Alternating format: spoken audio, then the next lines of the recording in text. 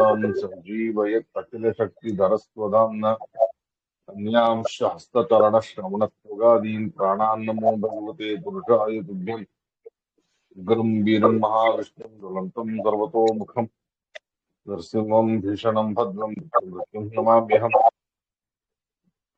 अभ्रमं भङ्गरहितम् अजडं विमलं सदा आनन्दतीर्थमतुलं भजे तापत्रयापहम् नमोऽस्तु तात्विका देवाः विष्णुभक्तिपरायणाः धर्ममार्गे प्रेरयन्तु भवन्तः सर्व एव हि यस्य वाक्कामधेनुर्नः कामितार्थान् प्रेक्षति सेवेतं जय योगीन्द्रं कामबाणच्छिदं सदा सुखेन शान्त्यादिषु वाङ्मयेषु व्यासेन धैर्ये मृदुनोपमेयन् मनोजरित्यां मनसा विपत्य रघुत्तमाख्यं सुगुरुं नमामि पूज्याय राघवेन्द्राय सत्यधर्मरताय च पचतां कल्पवृक्षाय नमतां कामधेनवे ध्रुवादिध्वान्तरवये वैष्णवी जीवनेन्दवे श्रीराघवेन्द्र गुरुवे नमो अत्यंत दयालवे सत्यधीरगणाब्दः ज्ञानवैराग्यसागरः सत्यज्ञानक्षतरणिः स्वार्थध्वान्तं निकुञ्चतु आरूढः सहसा यतीन्द्रपदवीं गत्वा च वाराणसीं तत्रत्यान् कुमतप्रचारनिरतान् अद्वैतदिग्धन्तिनः प्रौढार्थैवचनैः युक्तिकचितैः सम्भीषयन् सत्यज्ञानसुतेसरी विजयते पादाश्रित श्रीपतेः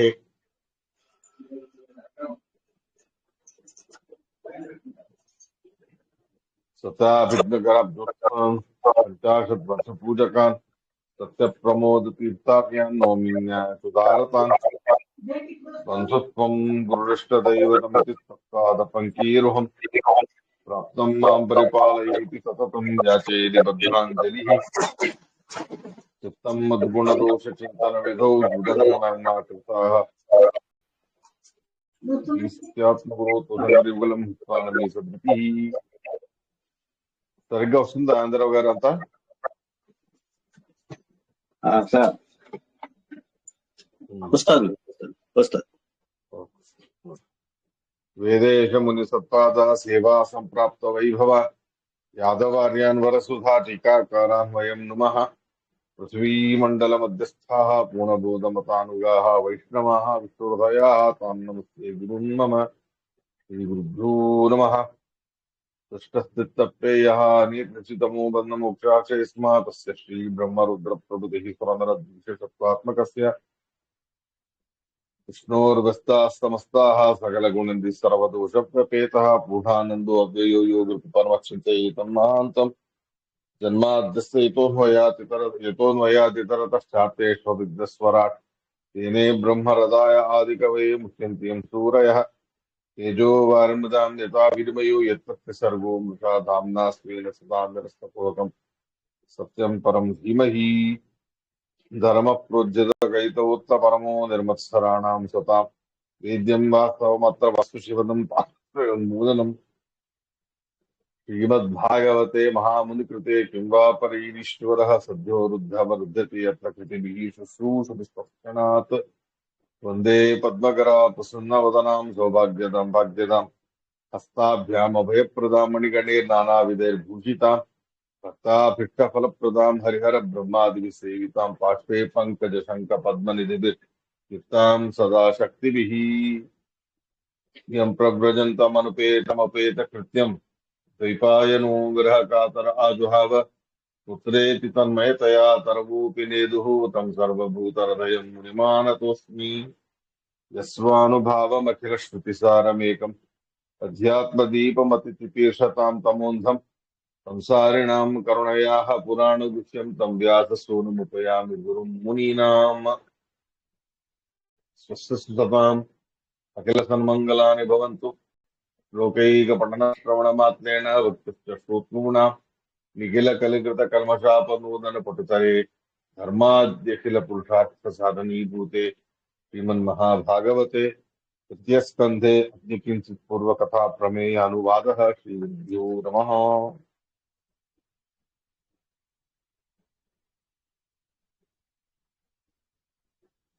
कर्दम उवाच नूनं संक्रमणं देव सतां संरक्षणाय ते वधाय तासतां यत्त्वं हरे शक्तिर्हि पालनी यो अर्केन्द्वग्नीन्द्रवायूनां यमधर्मप्रचेतसा रूपाणि स्थानादत्ते तस्मै शुक्लात्मने नमः न यदा रथमास्थाय दैत्यं मणिगणार्पितं विष्णुर्च चण्डकोदण्डो रथेन त्रासयन्नघान् स्वसैन्यचरणक्षुण्णं वेपयन्मण्डलं भुवः विकर्षन् महतीं सेनां पर्यटस्यंशुमानिव శ్రీభ్యో నమః. నిన్నటి రోజు చతుర్ముఖ బ్రహ్మదేవుడి ఆదేశాన్ని పురస్కరించుకొని స్వయంభవ మను గారు తన కూతురైన దేవహూతి దేవి గారిని కర్దమ ప్రజాపతి గారికి ఇచ్చి వివాహం చేయడానికని బయలుదేరి రాగా ఇటువైపు స్వయం భగవంతుడు కర్దమ ప్రజాపతి గారికి దేవహూతి గారిని వివాహం చేసుకునే విషయంలో స్వయం ఆదేశించడం అనేది కూడా జరిగింది. అనుకున్న ప్రకారంగానే స్వయంభవ మను గారు తన భార్య శతరూపాదేవి మరియు దేవహూతి దేవి గారితో పాటు బిందు సరోవరం సిద్ధాశ్రమం అని ఏదైతే అంటాం కదా ఇప్పుడు, అటువంటి ఆ ప్రదేశానికి వారు బయలుదేరి రావడం అనేది జరుగుతుంది.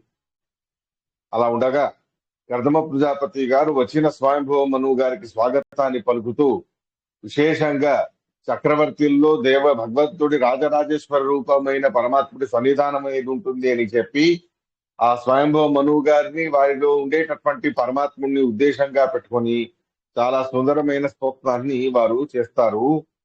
నను సంక్రమణం దేవ సతాం సంరక్షణాయతే. వైకుంఠ స్వామి అయిన సర్వస్వామి అయిన భగవంతుడు చక్రవర్తులను నిమిత్తం చేసి వాళ్ళ అంతర్యామిగా ఉంటూ దేవతల అంతర్యామిగా ఉంటూ భూ సంచారానికి బయలుదేరి వస్తాడు.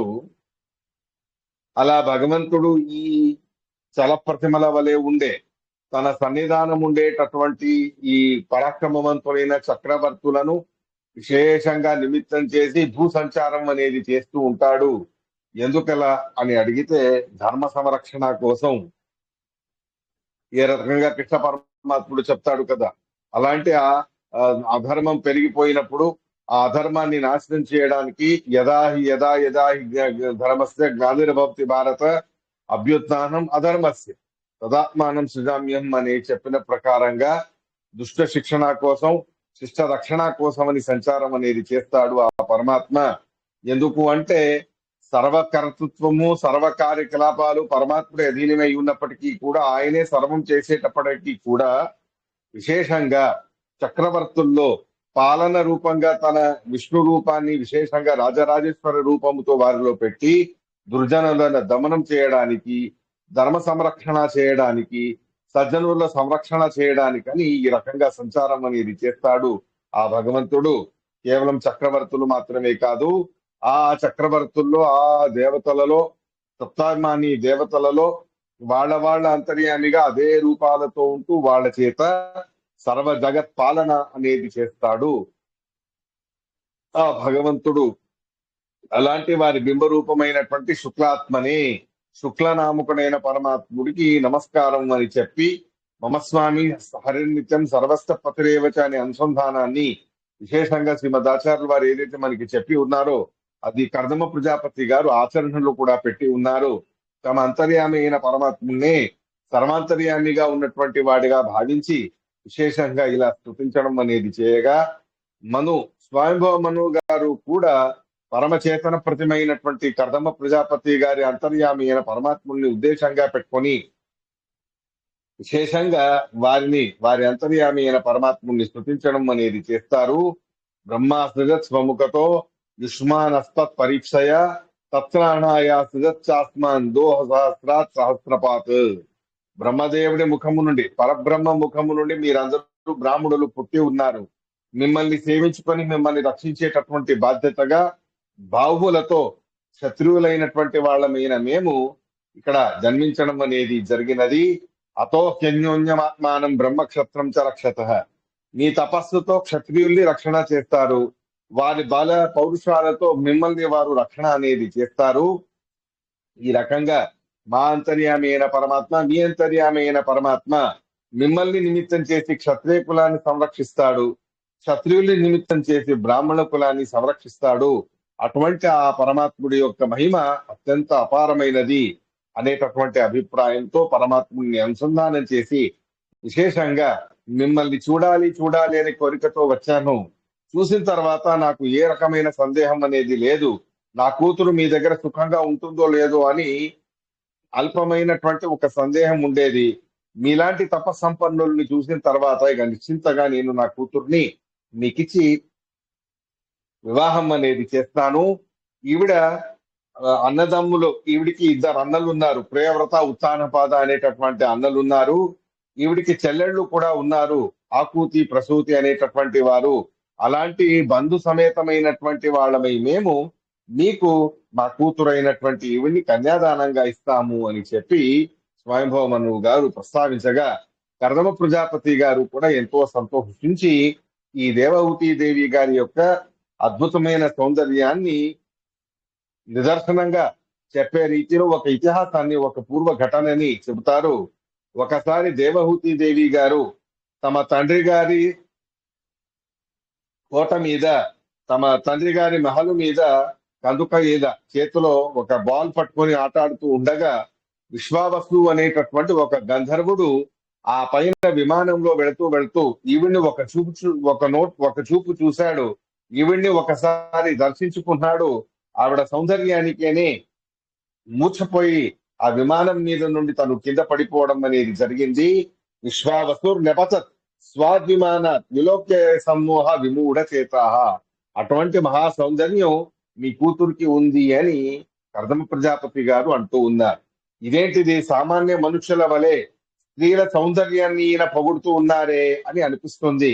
కానీ శ్రీమదాచార్యుల వారి యొక్క మార్గదర్శనంలో మనం చూస్తే పురుషులలో విశేషంగా బ్రాహ్మణులు అయితే ఎంత అధికమైన జ్ఞానం ఉంటుందో వాళ్ళు అంత శ్రేష్టం అనే అభిప్రాయం స్పష్టంగా బ్రాహ్మణుల విషయంలో తారతమ్యాన్ని నిర్ణయం చేయడానికి వారి జ్ఞానమే కొలబద్దగా ఉంటుంది అనే మాటని చెబుతారు. క్షత్రియులలో విశేషంగా ఎవరికి అధికమైన బలం ఉంటుందో ఆ అధికమైన బలమే ఒక కొలమానం లాగా విశేషంగా పరిగణించబడుతుంది. అలా ఉత్తమ స్త్రీల విషయంలో సహజమైనటువంటి సౌందర్యం అనేది వారి యొక్క జ్ఞానభక్తి వైరాగ్యాలను సూచన చేసేటటువంటిది ఉన్నది. అలాంటి ఒక అభిప్రాయాన్ని పెట్టుకొని ఆవిడ బాహ్య సౌందర్యంతోనే ఆవిడ అంతర్గతమైన సౌందర్యాన్ని అంచనా వేసి ఆవిడ అంతటి అద్భుతమైన సౌందర్యం అనేది ఉంటే అంతర్గతంగా లోపల హృదయంలో జ్ఞానభక్తి వైరాగ్యాలు కూడా అంతే గొప్పగా ఉన్నాయి అనే భావముతో కర్దమ ప్రజాపతి గారు ఆ దేవహూతి దేవి గారి యొక్క సౌందర్యాన్ని తెలపడం అనేటటువంటి ప్రయత్నం చేశారు. ఇలా ఉండగా ఎంతగానో సంతోషించి చాలా సంబరాలతో ఆర్భాటంగా తన కూతుర్ని కర్దమ ప్రజాపతి గారికి ఇచ్చి వివాహం చేసి బంధువులందరూ కూడా, ప్రియవ్రత మహారాజా మొదలైన వాళ్ళందరూ కూడా తమ తమ ప్రాంతాలకి వారు వెళ్ళిపోవడం అనేది జరిగింది.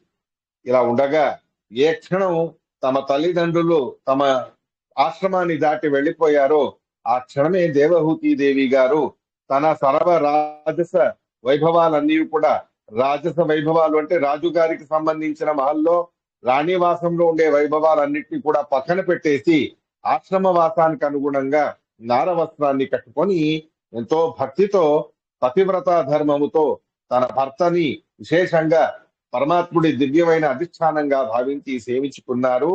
దేవహూతి దేవి గారు విశ్రంభేణ ఆత్మశౌచేన గౌరవేణ దమీన, విశేషమైన గౌరవముతో, ఇంద్రియ నిగ్రహాలతో, తన ఆచార విచారాలతో, సత్శీలతతో, విశేషమైనటువంటి మధురమైన వచనాలతో, ఎంతో భక్తితో స్వయం భగవంతుడి అధిష్టానమై ఉన్నటువంటి వారు వీరు అని చెప్పి ఎంతగానో సేవించుకున్నారు దేవహూతి దేవి గారు. అప్రమత్తోద్యత నిత్యం తేజీయాంశం అతోషయత్. అలాంటి ఆ పరమాత్ముడినే ఉద్దేశంగా పెట్టుకొని పతి అంతర్గత భారతీయరమును ముఖ్య ప్రాణాంతర్గత భగవంతుడి సేవను చేసి ఎంతో అద్భుతమైన తపస్సును చేశారు దేవహూతి దేవి గారు. ఇలా ఎన్నో వేల సంవత్సరాలు గడిచిపోయాయి. అలాంటి ఆ వేల వేల సంవత్సరాల దాకా ఆయన తపస్సు చేసుకుంటూ కూర్చున్నారు. ఈవిడ కూడా తన పతివ్రత ధర్మాన్ని ఆచరిస్తూ అలాగే ఉండిపోయారు. ఎంత ఘోరమైనటువంటి వ్రతాచరణ వలన ఎంత ఆ, చిక్కి శల్యమైపోయారు వారు అన్నదాన్ని చెబుతారు. కాలేన భూయసా క్షమాం కర్షితాం వ్రతచర్యయా. ఏమీ లేదు, ఎముకల గూడు అంటారే ఆ రకంగా మారింది ఆవిడ శరీరం. అలాంటి ఆ శరీరం మీద ఏ రకమైన మమకారాన్ని పెట్టుకోకుండా తన భర్తని సేవించడమే చాలా ముఖ్యం అని భావించి అత్యంత ప్రియమైన తన దేహాన్ని కూడా లెక్క చేయకుండా అంతటి నిర్మలమైన మనస్సుతో దేవహూతి దేవి గారు కర్దమ ప్రజాపతి గారిని సేవించారు. ఆయన ఈ విషయాన్ని గమనించి చెబుతారు, యో జైహినాం అయమతీవ సుహృత్ స్వదేహో నాపేక్షిత సముచితం శమితుం యదర్థే. హే దేవహూతి, ఏ మానవుడికైనా ఏ జీవికైనా తన శరీరం మీద ఎంతో ప్రేమ అనేది ఉంటుంది. అలాంటిది నువ్వు నీ శరీరాన్ని లెక్క చేయకుండా, నీ రాణివాసాల వైభవాన్ని లెక్క చేయకుండా ఎంతో భక్తితో నన్ను సేవించుకున్నావు. నీ పాతివ్రత్యానికి నేను సంతోషించాను. ఏం వరం కావాలో కోరుకో అని అంటారు కర్దమ ప్రజాపతిగా. దాంతో ఆవిడ సిగ్గుపడుతూ, స్వామి, ఒక పతివ్రత అయిన స్త్రీకి ఇంకేం కావాలి?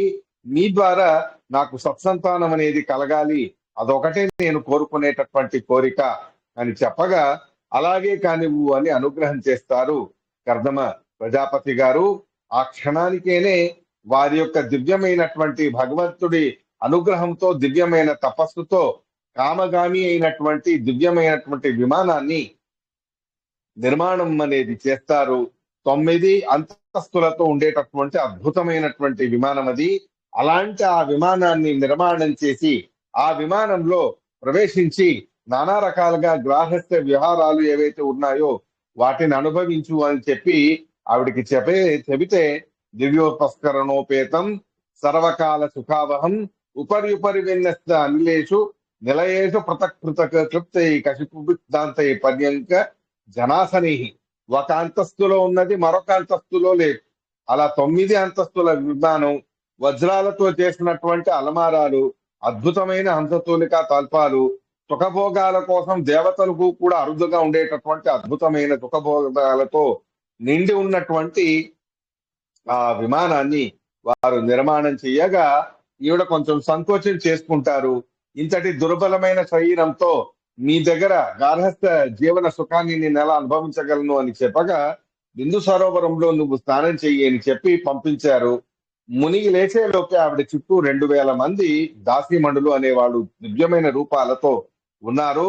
అందరూ కూడా ఆవిడికి ఉపచర్యలు చేస్తూ దివ్యమైనటువంటి యవ్వనవతిగా అయ్యారు దేవహూతి దేవి గారు.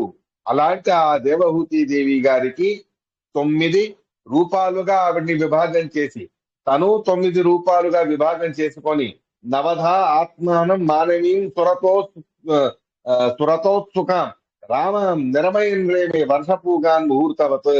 కొన్ని వందల సంవత్సరాలు ముహూర్త కాలం లాగా అద్భుతమైన సుఖముతో 9 అంతస్తుల విమానాలలో 9 రకాలుగా రూపాలను ధరించి దేవతలకు కూడా అరుదైనటువంటి సుఖభోగాలన్నింటినీ కూడా అనుభవిస్తారు దేవహూతి దేవి గారితో పాటు కర్దమ ప్రజాపతి గారు.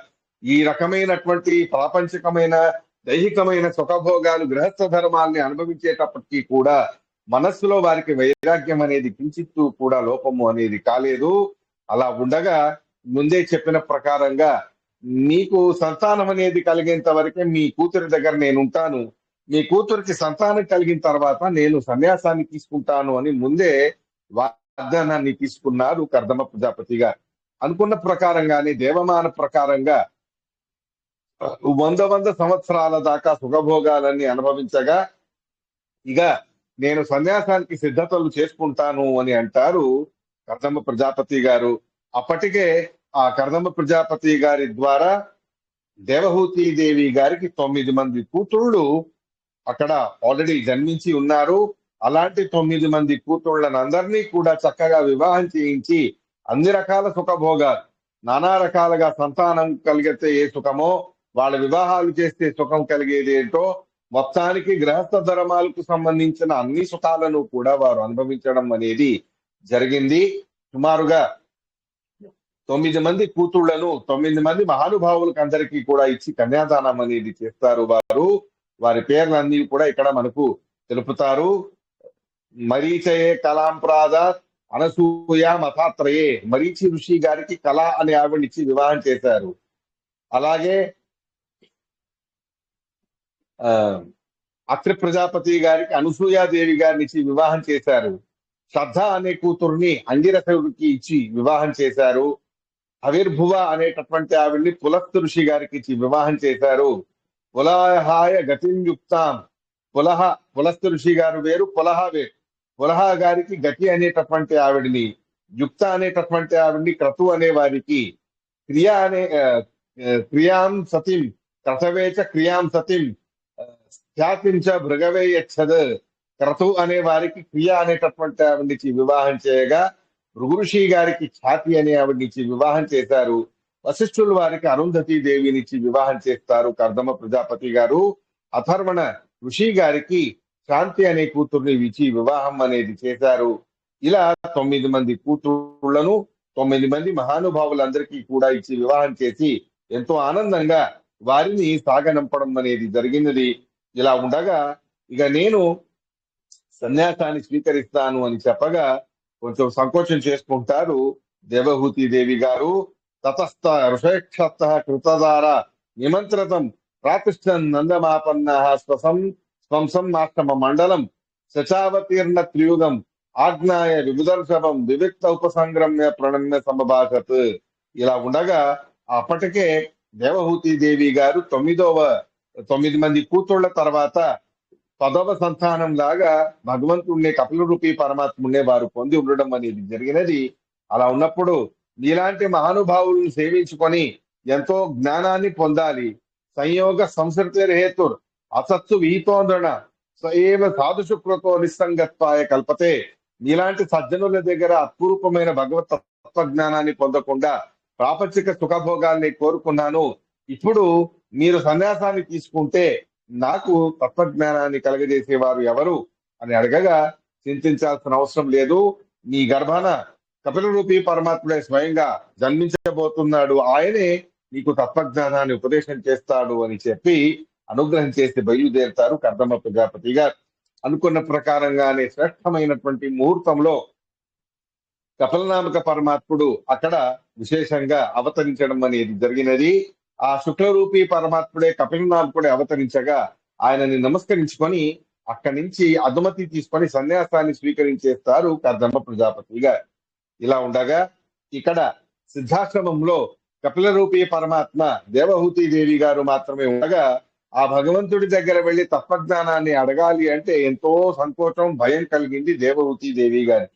అలాంటిది ఒకరోజు విశేషంగా మనస్సును దృఢం చేసుకొని ఆ భగవంతుడైన పరమాత్ముడి దగ్గర వెళ్లి, స్వామి మీరే నాకు గతి, మీ ద్వారానే నాకు తత్వజ్ఞానం అనేది లభిస్తుంది అని మీ నాన్నగారు నాకు చెప్పి ఉన్నారు. కాబట్టి నాకు ఎంత యోగ్యత ఉన్నదో అంతగా నాకు తత్వజ్ఞానాన్ని అనుగ్రహించండి అని అడుగుతారు దేవహూతి దేవి గారు. అలా అడగగా సంతోషంగా భగవంతుడు స్వయం కపిలనామక పరమాత్ముడే ఆ దేవహూతి దేవి గారికి దివ్యమైనటువంటి తత్వజ్ఞానాన్ని ఉపదేశం అనేది చేస్తారు. చేతకల్వస్య బంధాయ ముక్తయే చాత్మనో మతం. మానవ శరీరంలో మనస్సు అనేది చాలా ముఖ్యం. ఆ మనస్సు అనేది విషయభోగాలలో ఆసక్తమైతే అది నరకాది అనర్థాల్ని కలగజేస్తుంది. అదే మనస్సు సజ్జనుల సహవాసంలో భగవంతుడి విషయంలో ఆసక్తమైతే మోక్షాన్ని కూడా కలగజేస్తుంది.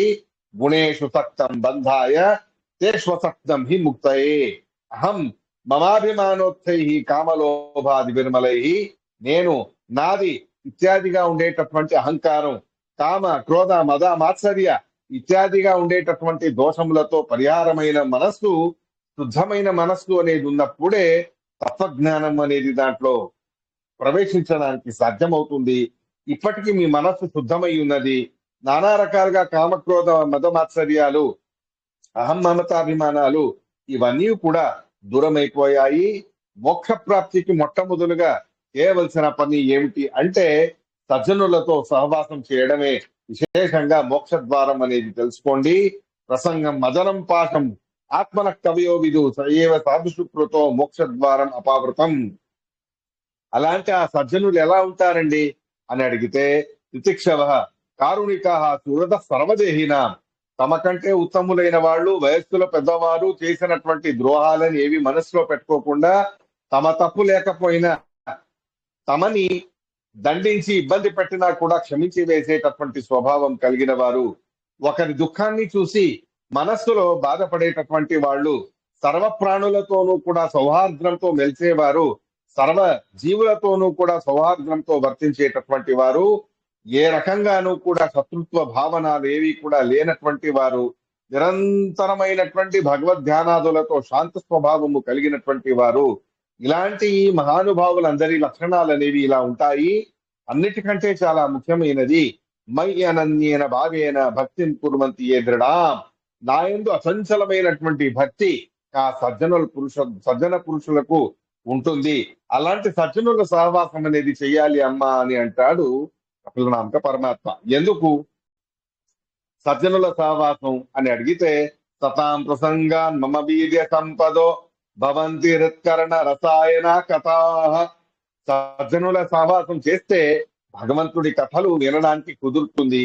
భగవంతుడి అద్భుతమైన మనస్సుని కరిగించే వేసేటటువంటి ఆనందపరిచేటటువంటి భగవత్ కథలను వినే కొద్దీ ప్రపంచకమైన విషయాలలో వైరాగ్యం అనేది కలిగి విశేషంగా భగవంతుడి యందు మనస్సు అనేది పెట్టడం అనేది జరుగుతుంది. అలాంటి ఆ భగవంతుడి యందు మనస్సు పెట్టడమే అచంచలమైనటువంటి భక్తి అనేది తెలుసుకోవాలి. భక్తుల్లో చాలా రకాలుగా ఉన్నారు. అలాంటి ఎన్నో రకాలుగా ఉండే భక్తులలో అత్యంత ఉత్తమమైనటువంటి భక్తులు ఎవరు అంటే, నిర్వ్యాజమైనటువంటి, నిర్నిమిత్తమైనటువంటి, నిష్కామమైనటువంటి భక్తిని చేసేవారు, సర్వత్ర భగవంతుడి వ్యాప్తోపాసనాన్ని చేసేటటువంటి వారు, అలాంటి వారు ఉత్తమ భక్తులు అని అవుతారు. అలా కాకుండా కేవలం విగ్రహాల్లో మాత్రమే భగవంతుడిని ఉపాసన చేసేవారు వారు అధమ భక్తులు అని అవుతారు. ఈ రకంగా భక్తిలోనూ తారతమ్యం ఉన్నది, భక్తుల్లోనూ కూడా తారతమ్యం అనేది ఉన్నది. భగవంతుడి విషయంలో భక్తి అనేది మహాత్మ జ్ఞానపూర్వక సుదృఢమైనటువంటి స్నేహం, దాన్నే భక్తి అని అంటారు. పరమాత్ముడి మహిమ అంతా ఇంత అని కాదు. భీషాస్మాద్వాతపవతే భీషోదేతి సూర్య మద్భయాద్వాతి వాతోయం సూర్యస్తప్తి మద్భయాత్. భగవంతుడి శాసనానికి భయపడి సమగ్రమైన లోకం, దేవతలు, పెద్ద దేవతలు అందరూ కూడా వాళ్ళ కర్తవ్యాల్ని ఆచరణలో పెడతారు. అలాంటి అపారమైన, అనంతమైన, అచింత్యమైనటువంటి మహిమ భగవంతుడికి ఉన్నది. అలాంటి అపారమైన, అచింత్యమైన, మహిమాన్వితుడైన భగవంతుడి కంటే అత్యంత స్నేహపూర్వకంగా మన మీద ఉపకారం చేసేవారు జగత్తులో ఎవ్వరూ కూడా లేరు. మన భార్యా పిల్లలు, మన తల్లిదండ్రులు మన మీద ఎంతటి ప్రేమని చూపిస్తారో అంతకంటే అనంతమైనటువంటి ప్రేమని, అనంతమైనటువంటి ఆదరాన్ని, అనంతమైనటువంటి వాత్సల్యాన్ని భగవంతుడు మన మీద చూపిస్తాడు. అందరి ప్రేమలో స్వార్థం అనేది ఉంటుంది. నిస్వార్థంగా ఏ లాభాన్ని మనసులో పెట్టుకోకుండా మమ్మల్ని ప్రేమించేవాడు, మనల్ని ఆదరించి, సత్కరించి, వాత్సల్యంతో రక్షించేవాడు నారాయణుడు ఒక్కడే. అలాంటి ఆ దేవదేవుడి యందు భక్తి అదే మోక్షానికి కారణం. ఆ భగవంతుడి మహిమ అనేది అపారం. అది తెలుసుకోవాలి అంటే శాస్త్రాలలో చెప్పిన ప్రకారంగా ప్రకృతికి సంబంధించినటువంటి అద్భుతతని చూసే కొద్దీ ఆ ప్రకృతిలో ఉండే అద్భుతమైన మహిమ భగవంతుడిది అనేది తెలుస్తుంది. నానా రకాలుగా పంచభూతాల దాకా సృష్టి అనేది మీరు చూశారు. శబ్దస్పర్శ రూపరస గంధాదులు, ఇవి పంచగుణాలు పంచభూతాలలో ఉంటాయి. ఆ పంచగుణాలలో, పంచరూపాలలో, ఆ పంచతత్వాలలో స్వయం ఆ రూపాలతో భగవంతుడు అక్కడ ఉంటూ వాటినన్నిటినీ కూడా నియమన అనేది చేస్తూ ఉంటాడు. అలాంటి ఆ దేవదేవుడి లేని ప్రదేశం అనేది జగత్తులో లేదు. సర్వ గుణాలలో, సర్వ తత్వాలలో, నానా రకాలుగా సకల దేవతల్లో తను వ్యాప్తమై ఉన్నప్పటికీ కూడా అంతే భగవంతుడు నిర్లిప్తంగా ఉంటాడు. అత్యంత అవ్యక్తమైన స్వభావము కలిగినటువంటి వాడు. అలాంటి అత్యంత అవ్యక్త స్వభావము కలిగినటువంటి ఆ పరమాత్ముణ్ణి చూడడం అనేది అసలు సాధ్యమే కాదు.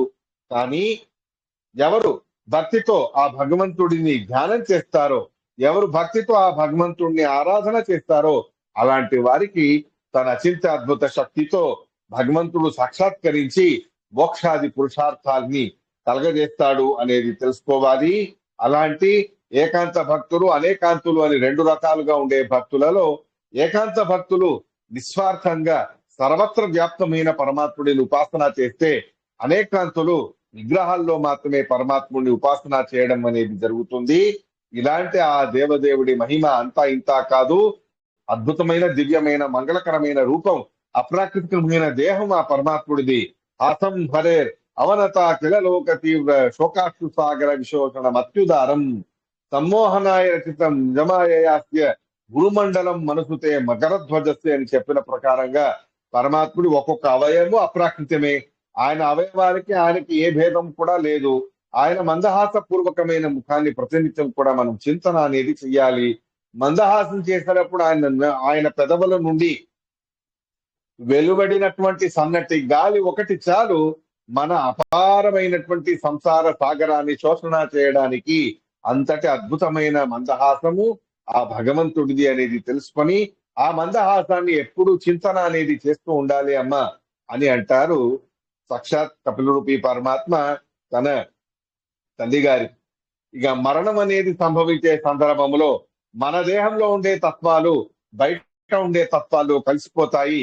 జీవుడు తనతో పాటు భగవంతుడు, తన పుణ్య పాపాలు, తను సంపాదించిన జ్ఞానం, ఇవి తప్ప ఇంకేదీ కూడా అతడితో రాదు. అలాంటి ఆ మరణ సందర్భంలో తత్వచింతన అనేది ఈ రకంగా చెయ్యాలి. మనలో ఉండే పృథ్వీతత్వం బయట పృథ్వీతత్వంలో కలిసిపోతుంది. మనలో ఉండే పంచభూతాలు బయటి పంచభూతాల్లో కలిసిపోతాయి. ఇలాంటి ఈ మరణం అనేది సంభవించింది అన్నమాత్రాన అంతా అయిపోయిందని కాదు. జాతస్థ హి ధ్రువో మృత్యు ధ్రువం జన్మ మృతశ్చ చేసిన కర్మల నిమిత్తకంగా పుణ్యవంతులైతే స్వర్గాది లోకాలలో ఉంటూ మళ్ళీ భూలోకాల్లో రావాల్సిన ప్రసంగం వస్తుంది. పాపాలు అధికంగా ఉంటే నరకంలో ఉంటూ మళ్ళీ భూలోకానికి రావడం అనేది జరుగుతుంది. ఈ సంసార చక్రం అనేది ఏనాడు కూడా ముగిసిపోయేది కాదు. అనాదిగా అనంతకాలం వరకు కూడా నిరంతరంగా సాగేటటువంటి చక్రం. దీన్ని ఆపాలి అంటే దానికి ఒకటే ఒకటి ఉపాయం. అనాదిగా ఉండేటటువంటి మనదే అయిన మన అంతర్యామి అయి ఉన్న మన బింబరూపీ పరమాత్ముడి సాక్షాత్కారాన్ని చేసుకోవడం తప్ప, అపరోక్ష జ్ఞానం తప్ప వేరే ఏది కూడా ఈ సంసార చక్రాన్ని విరగొట్టలేదు అనేది తెలుసుకోవాలి. అలాంటి సంసార చక్రాన్ని ఆపాలన్నా, ధ్వంసము చెయ్యాలన్నా భగవత్ సాక్షాత్కారం తప్ప వేరే గతి లేదు అనేది తెలుసుకోవాలి. అలాంటి ఆ భగవంతుడి యందు మనసు పెట్టాలి అన్నప్పుడు ప్రపంచ విషయాలలో వైరాగ్యాన్ని మనం పొందడం అనేది జరగాలి. ఏ ప్రాపంచిక సుఖభోగాల గురించి మనం ఎంతో సుఖం ఉంటుంది అని అనుకుంటామో అవన్నీ కూడా దుఃఖాంతంగానే ఉంటాయి. సుఖం అనేది అల్పం, దుఃఖం అనేది అధికం. దూరపు కొండలు నునుము అని చెప్పిన ప్రకారంగా దూరపు కొండలను చూస్తే ఎంతో చక్కగా కనిపిస్తాయి. దాని దగ్గరికి వెళ్తే వాటిలో ఉండే కర్షత్వం, అత్యంత క్రూరత్వం, వాటిలో ఉండేటటువంటి కర్షకత్వం లాంటివన్నీ కూడా తెలుస్తాయి. ఎలాగో అలా ఈ సంసారం అనేది దూరపు కొండలు నునుములాగా మనల్ని ఆకర్షించేది. అలాంటి ఆకర్షణలన్నీ కూడా కాళ్ళతో తొక్కివేసి ఎప్పుడైతే మనం బలవంతంగా మన మనస్సుని భగవంతుడి యందు పెడతామో అప్పుడే భగవద్భక్తితో ఆయన ధ్యానముతో సాక్షాత్కారం అనేది లభించడానికి అవకాశం. ఆ రకమైన వైరాగ్యాన్ని సంపాదించడానికి సాంసారికమైన ఘోరమైన తాపాలన్నీ కూడా చెబుతాడు పరమాత్మ. ప్రారంభం నుండే దుఃఖాలలో మునిగి, దుఃఖాలతోనే పుట్టుతూ, దుఃఖాలలోనే మునిగి, దుఃఖాలలోనే చనిపోయే పరిస్థితి మానవులకి ఉంటుంది. తల్లి గారి గర్భంలో ప్రారంభమైన దుఃఖాలు పుట్టిన తర్వాతను కూడా వదలవు. పుట్టిన తర్వాత వృద్ధాప్యంలోనూ కూడా వదలవు. వయస్సు పెరిగే కొద్దీ, సంసారం పెరిగే కొద్దీ, ప్రాపంచిక సుఖాల మీద, భోగం మీద మోహం పెరిగే కొద్దీ దుఃఖాలు అనేవి పెరుగుతూ పెరుగుతూ వెళతాయి. చివరికి ఘోరమైనటువంటి వృద్ధాప్యం అనేది అనుభవించి అక్కడ కూడా దుఃఖ భూయిష్టంగానే మరణించడం అనేది జరుగుతుంది. కాబట్టి అల్ప స్వల్పమైన సుఖశాంతులకి మనం సంతోషించడం అనేది కాదు. అల్పతృప్తి అనేది అక్కడ ఉండకూడదు. ఏ రకంగా ఘోరమైన అంధకారంలో ఆ చిన్న చిన్న వెలుగునిచ్చేటటువంటి క్రిములను చూస్తే ఇంకా భయమే కలుగుతుంది. మెలుగు పురుగుల్ని చూస్తే భయమే కలుగుతుంది. అలాగో అలా ఈ సంసారంలో అల్ప స్వల్పమైన సుఖాలు మనకు ఇంకా సంసార బంధనానికి గట్టిగా కారణమయ్యేవి అనేది తెలుసుకో అని తల్లి గారికి ఉపదేశం చేయగా ఆ భగవంతుడి దివ్యమైన ఉపదేశాన్ని స్వీకరించి ఆయన అనుగ్రహంతో సాక్షాత్కారాన్ని పొంది సంసార బంధనాన్ని పరిహారం చేసుకొని ఆవిడ దేహాన్ని త్యజించి వేస్తారు దేవహూతి దేవి గారు. ఇప్పటికీ కూడా ఆ ప్రాంతంలో ఒక నదిగా ప్రవహించేదై వారి శరీరం అనేది అంత పవిత్రంగా మారింది అనేటటువంటి ఇతిహాసాన్ని మనకి ఇక్కడ తృతీయ స్కంధంలో చెబుతారు. ఇలా ఉండగా చతుర్థ స్కంధంలో ప్రియవ్రత మహారాజు గారి మరియు ఉత్తానపాద మొదలైనటువంటి స్వయంభవ మనువు గారి యొక్క సంతానానికి సంబంధించిన కథలన్నీ కూడా చెబుతారు. స్వయంభవ మనువు గారికి దేవహూతి దేవి గారితో పాటు ఆకూతి ప్రసూతి అని ఇద్దరు కూతుళ్ళు ఉన్నారు. ఆకూతి అనేటటువంటి ఆవిడ్ని రుచి ప్రజాపతి గారికి ఇచ్చి వివాహం చేయగా అక్కడ యజ్ఞనామకుడైన పరమాత్ముడే స్వయం భగవంతుడు ఆది స్వయంభవ మన్వంతరానికి ఆది మన్వంతరం అది. అలాంటి ఆది మన్వంతరానికి ఇంద్రాధిపతిగా ఉంటూ ఇంద్రలోకాధిపతిని స్వీకరించాడు పరమాత్మ. అలాంటి ఆ యజ్ఞనామక పరమాత్మ మరియు దక్షిణ నామకురాలైన లక్ష్మీ అమ్మవారు ఇద్దరూ కూడా ఆకూతి దేవి అందే జన్మించిన వరసకి అన్న చెల్లెళ్ళు అయినప్పటికీ కూడా స్వభావత వారు అనాదిగా అభియోగిని అయి ఉండడం వలన ప్రాపంచికమైనటువంటి ఈ శుక్లశోణిత సంబంధం అనేది లేకుండా ఉండడం వలన అప్రాకృతికమైనటువంటి రూపాలు కలిగి ఉండడం వలన వారే లక్ష్మీనారాయణులు అని తెలుసుకొని యజ్ఞనామక పరమాత్ముడు దక్షిణాదేవి వీరిద్దరూ కూడా వివాహం అనేది చేసుకున్నారు. అలాంటి ఆ దక్షిణ నామకురాలైన లక్ష్మీదేవి యందు 12 మంది కుమారుల్ని ప్రతోష సంతోష మొదలైనటువంటి వాళ్ళని కనడం, వాళ్ళకి దేవతా పదవులను ఇచ్చి స్వయంభవ మన్వంతరాన్ని పరిపూర్ణంగా తన ఆధిపత్యంలో తీసుకొని భగవంతుడు అద్భుతంగా ఇంద్ర లోకాధిపత్యాన్ని చేపట్టడం అనేది జరిగింది. అలాంటి ఆ యజ్ఞనామక పరమాత్ముడినే తన కుమారుడిగా మళ్ళీ దత్తత తీసుకుంటాడు స్వయంభవ మను గారు పుత్రికాపుత్ర ధర్మముతో.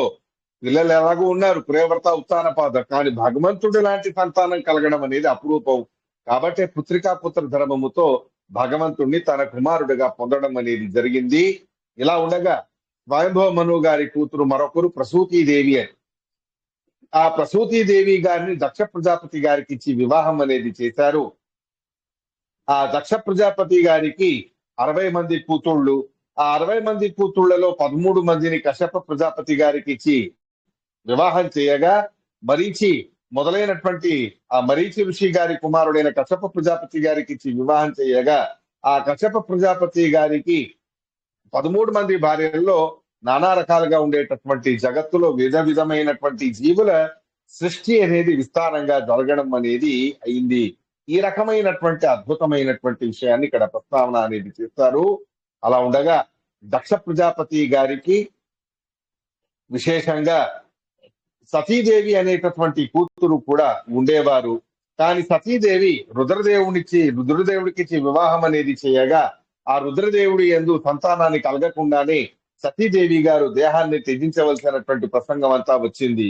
ఇలా ఉండగా అనసూయాదేవి గారిని అత్రి ప్రజాపతి గారికి వివాహం చేయగా అక్కడ దత్తాత్రేయ రూపుడి అయిన పరమాత్మ, దత్తనామకుడైన పరమాత్మ ఆత్రేయులు వారు అత్రి ప్రజాపతి గారి కుమారుడై ఉండడం వలన ఆత్రేయ నామకుడై దత్తాత్రేయ అనే నామముతో ఈ అనసూయాదేవి యందు ఆ రకంగా భగవంతుణ్ణి త్రిమూర్తులనే తమ కుమారులుగా పొందుతారు అత్రి ప్రజాపతి గారు. ఆయన ధ్యానం చేసేటప్పుడు భగవంతుడి ధ్యానమే చేసిన బ్రహ్మాంతర్యామి అయిన భగవంతుడి బ్రహ్మనామకమైన రూపాన్ని, రుద్రాంతర్యామి అయిన రుద్రనామక భగవద్ రూపాన్ని ధ్యానం చేయగా ముగ్గురు కూడా వస్తారు. నేను ధ్యానం చేసింది నారాయణుడి గురించి అన్నప్పుడు మీరిద్దరూ ఎందుకు వచ్చారు అని అడిగితే, నువ్వు యద్యపి నా గురించే ధ్యానం చేశావు, కానీ బ్రహ్మాంతర్యామి అయిన రూపం బ్రహ్మని వదిలిపెట్టి రాదు, రుద్రాంతర్యామి అయిన రూపం రుద్రదేవుణ్ణి వదిలిపెట్టి రాదు. వాళ్ళిద్దరూ నాకు ప్రతిబింబాలు. వాళ్ళ అంతర్యామిగా నేనే ఈ రకంగా వచ్చి నీకు అనుగ్రహం అనేది చేశాను. స్వయం మహావిష్ణువుగా ఉన్న నేను నీకు దత్త అనే పేరుతో కుమారుడుగా పుడతాను. చంద్రుడి అంశతో బ్రహ్మదేవుడు నీకు ఇంకో రెండో కుమారుడిగా పుడతారు. దుర్వాస ఋషి గారి రూపముతో రుద్రదేవుడే నీకు సంతానంగా పుడతారు అనేటటువంటి విషయాన్ని చెప్పి వరం ఇచ్చి విశేషంగా వారికి అనుగ్రహం చేసి భగవంతుడు అక్కడి నుంచి తను అదృశ్యుడై వెళ్ళిపోతాడు. అలాంటి దత్తాత్రేయ నామకుడైన పరమాత్మ నారదాది ఋషులకు అందరికీ కూడా అలర్క మొదలైనటువంటి వాళ్ళందరికీ కూడా తర్క విద్యని నేర్పించి బ్రహ్మతర్కాన్ని నేర్పించి విశేషంగా పాఠ ప్రవచనాన్ని చేసి వారందరికీ కూడా దివ్యమైనటువంటి భగవంతుడి జ్ఞానాన్ని కలగజేయడం అనేది జరిగినది.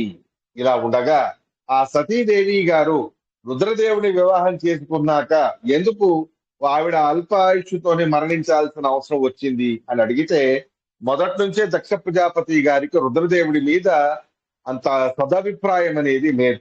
బ్రహ్మదేవుడి బలవంతాన ఇష్టం లేకపోయినా సతీదేవిని రుద్రదేవుడికి ఇచ్చి వివాహం చేయగా లోపల కోపం, ద్వేషం, అసూయ రుద్రదేవుడి విషయంలో ఆయనకి అలాగే ఉంది.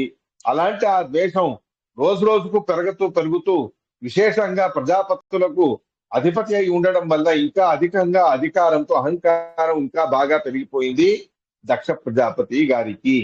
ఇలా ఉండగా విశ్వసుజ అనబడేటటువంటి యజ్ఞంలో సకల ఋషులు, దేవతలు అందరూ కూడా వచ్చి ఉండగా దక్ష ప్రజాపతి గారు కూడా ఆ యజ్ఞంలో పాల్పంచడానికి వెళ్తారు. అలాంటి ఆ సందర్భంలో అందరూ ఆయన అధికారానికి, ఆయన తేజస్సుకి పరాభూతులై లేచి నించొని గౌరవించగా బ్రహ్మదేవుడి పక్కని కూర్చున్న రుద్రదేవుడు మాత్రం అలాగే కూర్చొని ఉండిపోతారు. అది సహనం కాలేదు దక్ష ప్రజాపతి. బ్రహ్మదేవుడికి నమస్కారం చేసి రుద్రదేవుడిని చూసి నోటికొచ్చినట్టు దుర్భాషలన్నీ ఆడతాడు. ఈ పిశాచ సహవాసంలో ఉండేవాడు, శ్మశానవాసి అయిన వాడు, భూత ప్రేతాల గుంపుతో ఉండేవాడు, ఇలాంటి ఈ మరకట లోచనుడైన రుద్రదేవుడికి నా కూతురు నుంచి వివాహం చేయాల్సిన అవసరం వచ్చింది. చితా భస్మాదులతో స్నానం చేసేవాడు, అత్యంత శివ అనే పేరు ఉన్న అత్యంత అమంగళకరమైన వాడు, ఇలాంటి వాడికి నా కూతురు నుంచి వివాహం చేశాను. ఎందుకు చేయకూడదు అని అనుకున్నానంటే ఇదే కారణం. ఇలాంటి ఉన్మత్తుడైన పిచ్చివాడైన ఇతడు నాలాంటి గురువు స్థానంలో ఉండే కన్యాదానం చేసినటువంటి వాడినైన నేను ఆయనకి గురుస్థానంలో ఉన్నాను. నేను వచ్చినా నాకు లేచి నించొని స్వాగతం పలకలేదు, పలకరించను కూడా లేదు. ఇలాంటి రుద్రుడికి ఎందుకని నేను ఈ కన్యాదానం చేశాను, అయినా కూడా ఈయనకి బుద్ధి రావాలని చెప్పి నేను శాపం పెడతాను. ఇవాటి నుండి యజ్ఞ భాగం అనేది లేకుండా పోవుగాక అని రుద్రదేవుడికి శాపం పెడతారు దక్ష ప్రజాపతి. విషయం తెలుసుకున్నటువంటి నంది, నువ్వు కూడా విశేషంగా నానా రకాలుగా సాంసారికమైన ప్రాపంచికమైన సుఖభోగాలలోనే వ్యామోహంతో ఉంటూ ఇంకా అధికమైన సంసార బంధనాన్ని పొందుగాక అని నంది దక్ష ప్రజాపతి గారికి శాపం ఇచ్చారు. నంది గారి యొక్క ఈ శాపాన్ని చూసి భృగు ఋషి గారు, మీరందరూ కూడా కలియుగంలో అనాచారులుగా ఉంటూ నువ్వు నీ అనుయాయులందరూ కూడా పుడతారు అని ఇలా ఒక్కొక్కరు శాపాన్ని పెట్టుకుంటూ ఉండగా ఇక్కడ ఉండడం మంచిది కాదు అని చెప్పి రుద్రదేవుడు అక్కడి నుంచి తను కైలాసానికి వెళ్ళిపోతారు. అంతటితో కొన్ని కాలం అయ్యాక ఏ శాపాన్ని దక్ష ప్రజాపతి గారు పెట్టారో ఆ శాపాన్ని తను అమలు చేయడానికి స్వయం దక్ష ప్రజాపతి గారే ఒక శ్రేష్టమైనటువంటి యజ్ఞాన్ని ఆచరణలో పెడతారు ఆయన. అటువంటి ఆ యజ్ఞానికి అందరినీ కూడా పిలిచారు. బృహస్పతి సభ అని పేరు దానికి. అందరినీ పిలిచారు. అందరికి ఆహ్వాన పత్రికలు అన్ని లోకాలకి వెళ్ళాయి, కానీ కైలాసానికి మాత్రం ఆహ్వాన పత్రిక వెళ్ళలేదు. మొత్తానికి అందరూ అదే మార్గంలో రావాలి. పార్వతీదేవికి విషయం అడగాలి, ఆవిడకి సంకోచం అవ్వాలి. మా నాన్నగారు అంటే సతీదేవిగా ఉన్నప్పుడు మా నాన్నగారు నాకు చెప్పకుండా, మా వారికి చెప్పకుండా ఈ రకంగా యజ్ఞం చేస్తున్నారే, ఇది మంచిది కాదు. అయినా ఎలా అయినా సరే తెలిసింది కదా, తండ్రి గారింటికి వెళ్ళాలన్నా, భర్త ఇంటికి వెళ్ళాలన్నా, గురువు గారింటికి వెళ్ళాలన్నా వారు పిలవాలి అని మనం వేచి ఉండడం మంచిది కాదు. ఎప్పుడు ఉన్నా ఎప్పుడు కావాలన్నా వెళ్ళిపోవడానికి మాకు అధికారం ఉంటుంది.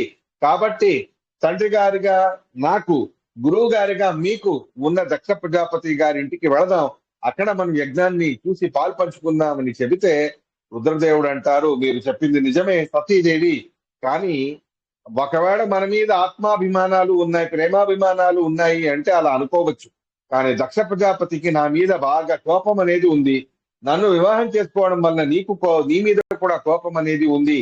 అలా ఉన్నప్పుడు మనం అక్కడ వెళ్ళడం మంచిది కాదు అని అంటే సతీదేవి అంటారు, దీనికి కారణమే మీరు కదా. ఆనాడు సభలో మీకు గురుస్థానంలో ఉన్నారుగా కన్యాదానం చేసినందుకు, అలా ఉన్నప్పుడు ఆయనకి నమస్కారం చేసేస్తే అయిపోయేది కదా అని అంటే, నేను నమస్కారం అనేది ఆయనకి చేశాను, కానీ మనస్సులోనే చేశాను, బాహ్యంగా నేను చేయలేదు. ఎందుకు అంటే బ్రహ్మదేవుడు అనేవారు అక్కడ ఉన్నప్పుడు, మా తండ్రి గారైన జీవోత్తములైన బ్రహ్మదేవుడు అక్కడ ఉన్నప్పుడు ఆయన ఎదురుగా అల్పాధిష్టానానికి నమస్కారం చేయడం అనేది పద్ధతి కాదు. కాబట్టి నేను మనస్సులో చేశాను, కానీ ఆ దక్ష ప్రజాపతి గారికి బాహ్యంగా నేను నమస్కారం అనేది చేయలేదు. దాన్ని అర్థం చేసుకోలేక అనవసరంగా నా తప్పు లేకుండానే నాకు శాపం పెట్టారా ఆయన, అందుకనే వద్దు అని చెప్తున్నాను. అయినా నీ ఇష్టం, వెళ్తే మాత్రం నీకు మంచి జరగదు అని ముందే హెచ్చరించి పంపించారు రుద్రదేవుడు. అయినా వినలేదు. నేను వెళ్తాను, ఏమిటో సంగతి తెలుసుకుంటాను అని చెప్పి సతీదేవి గారు దక్ష ప్రజాపతి గారు చేసే బృహస్పతి ఆసవ అనే యజ్ఞానికి వెళ్ళారు. అనుకున్న ప్రకారంగానే విష్ణు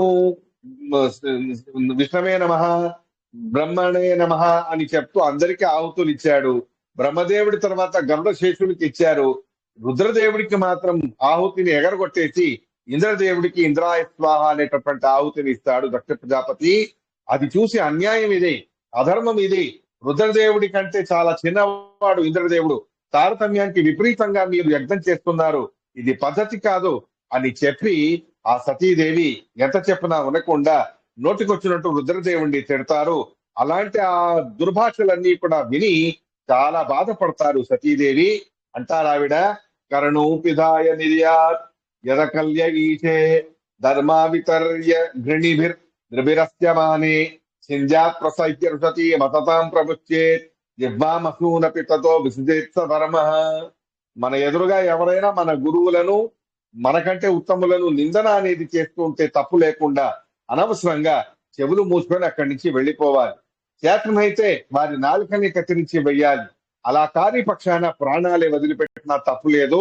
ఇలా ఉన్నప్పుడు తండ్రిగా మిమ్మల్ని నేను శాసనం చేయడానికి లేదు. అలా అని చెప్పి రుద్రదేవుడి గురించి మీరు నిందన చేస్తూ ఉంటే వింటూ నేను ఊరికే ఉండలేను. కాబట్టి ఈ హోమగుండంలోనే దూకి నేను ఆత్మాహుతిని చేసుకుంటాను అని చెప్పి హోమగుండంలో దూకుతారు సతీదేవి. భృగుఋషి గారు దివ్యమైన మంత్రాలతో అగ్నిని శాంతింపజేస్తే తనలో ఉండేటటువంటి యోగాగ్నితో తను భస్మమై దక్ష ప్రజాపతి గారిని దూషించి, నీ వలన నాకు మా ఆయనకి భయంకరమైన అవమానం అనేది జరిగింది, నేను ఈ శరీరాన్ని వదిలిపెట్టడానికి ఒకటి మూలభూతమైన కారణం, ఇప్పుడు కాదు ఇంకెప్పుడైనా ముందు రుద్రదేవుడు నన్ను దాక్షాయిణి అని పిలవాలి అన్నప్పుడు దాక్షాయిణి అనే పేరులో దక్ష అనే పేరు ఉంది కదా, మిమ్మల్ని గుర్తు చేసుకోవాల్సిన అవసరం వస్తుంది. మిమ్మల్ని గుర్తు చేసుకున్నప్పుడు మీరు చేసిన ఈ అపరాధానికి, అవమానానికి ఆయన మనస్సు చివుక్కుమంటుంది. అలాంటి ప్రసంగమే రాకుండా నేను చేస్తాను. మీ కారణం వలన, మీ పేరు వల్ల వచ్చిన ఈ దేహం నాకు వద్దు, ఈ క్షణమే నేను దాక్షాయిణిగా దేహాన్ని త్యజించి వేస్తాను అని చెప్పి అగ్నిలో దూకేస్తారు సతీదేవి. అలా ఉండగా నారద మహర్షి గారు కైలాసానికి వెళ్లి రుద్రదేవుడికి విషయాన్ని చెప్పగా ఆ రుద్రదేవుడు ఎంతగానో ఘోరంగా కోపగించి తన జటాజూటాన్ని గట్టిగా నేల మీద విసిరి కొట్టి తనే ఒక దివ్యమైన ఘోరమైనటువంటి ప్రళయకారకమైనటువంటి రూపాన్ని తను ధరించి భూతగణాలతో పాటు కలిసి ఆ దక్ష ప్రజాపతి గారు చేసేటటువంటి ఘోరమైనటువంటి అన్యాయాన్ని దండించాలి అని చెప్పి బయలుదేరుతాడు స్వయం రుద్రదేవుడే. ఇలా ఆ బయలుదేరినటువంటి రుద్రదేవుడు దొరికిన వాడిని దొరికినట్టు ఊచకోత వేసి అందరినీ సంహారం చేస్తూ ఎవరెవరు ఎదురు తిరిగారో అందరినీ కూడా నానా రకాలుగా హింసించి వారిని సంహారం చేసి కాళ్ళు చేతులు వెరక్కొట్టి ఎవరెవరు దక్ష ప్రజాపతి గారు చేసే ధర్మములో అధర్మములో ఏ రకంగా సహాయాలు చేశారో ఆ సహాయానికి ఉపయోగించుకున్న అవయవాలని నాశనం చేసి వేసేస్తారు రుద్రదేవుడు. అలాంటి ఆ భయంకరమైనటువంటి ప్రళయతాండవాన్ని చేస్తూ ఆ ఘోరమైనటువంటి రూపాన్ని ధరించి రుద్రదేవుడు దక్ష ప్రజాపతి గారిని సంహరించడానికి బయలుదేరుగా ఆ యజ్ఞ యజమానిగా ఉండడం వలన మంత్రపూతంగా ఆయన రక్షించబడడం అనేది జరుగుతుంది.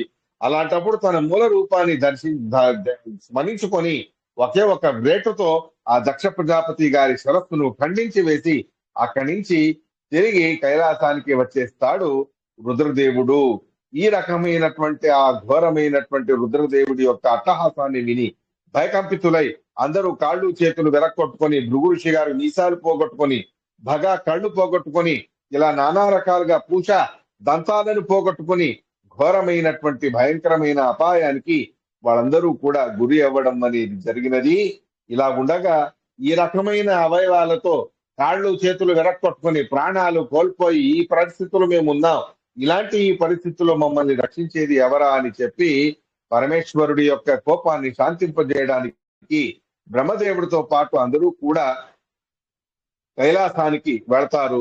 అప్పటికే శాంతించినటువంటి రుద్రదేవుడు వీరు చేసిన అపరాధం వీరికి ఎల్లవెళ్లలాను కూడా గుర్తు ఉండాలి అని చెప్పి వారికి వ్యవస్థ అనేది మళ్ళీ తను వారి అవయవాలు వాళ్ళకి ఇచ్చే శక్తి అనేది ఉన్నప్పటికీ కూడా కావాలనే ఆ అవయవాలు వాళ్ళకి ఇవ్వకుండా వాళ్ళకు దానికి బదులుగా వేరే వ్యవహారాన్ని, వేరే వ్యవస్థని ఏర్పాటు చేయడం అనేది జరిగినది.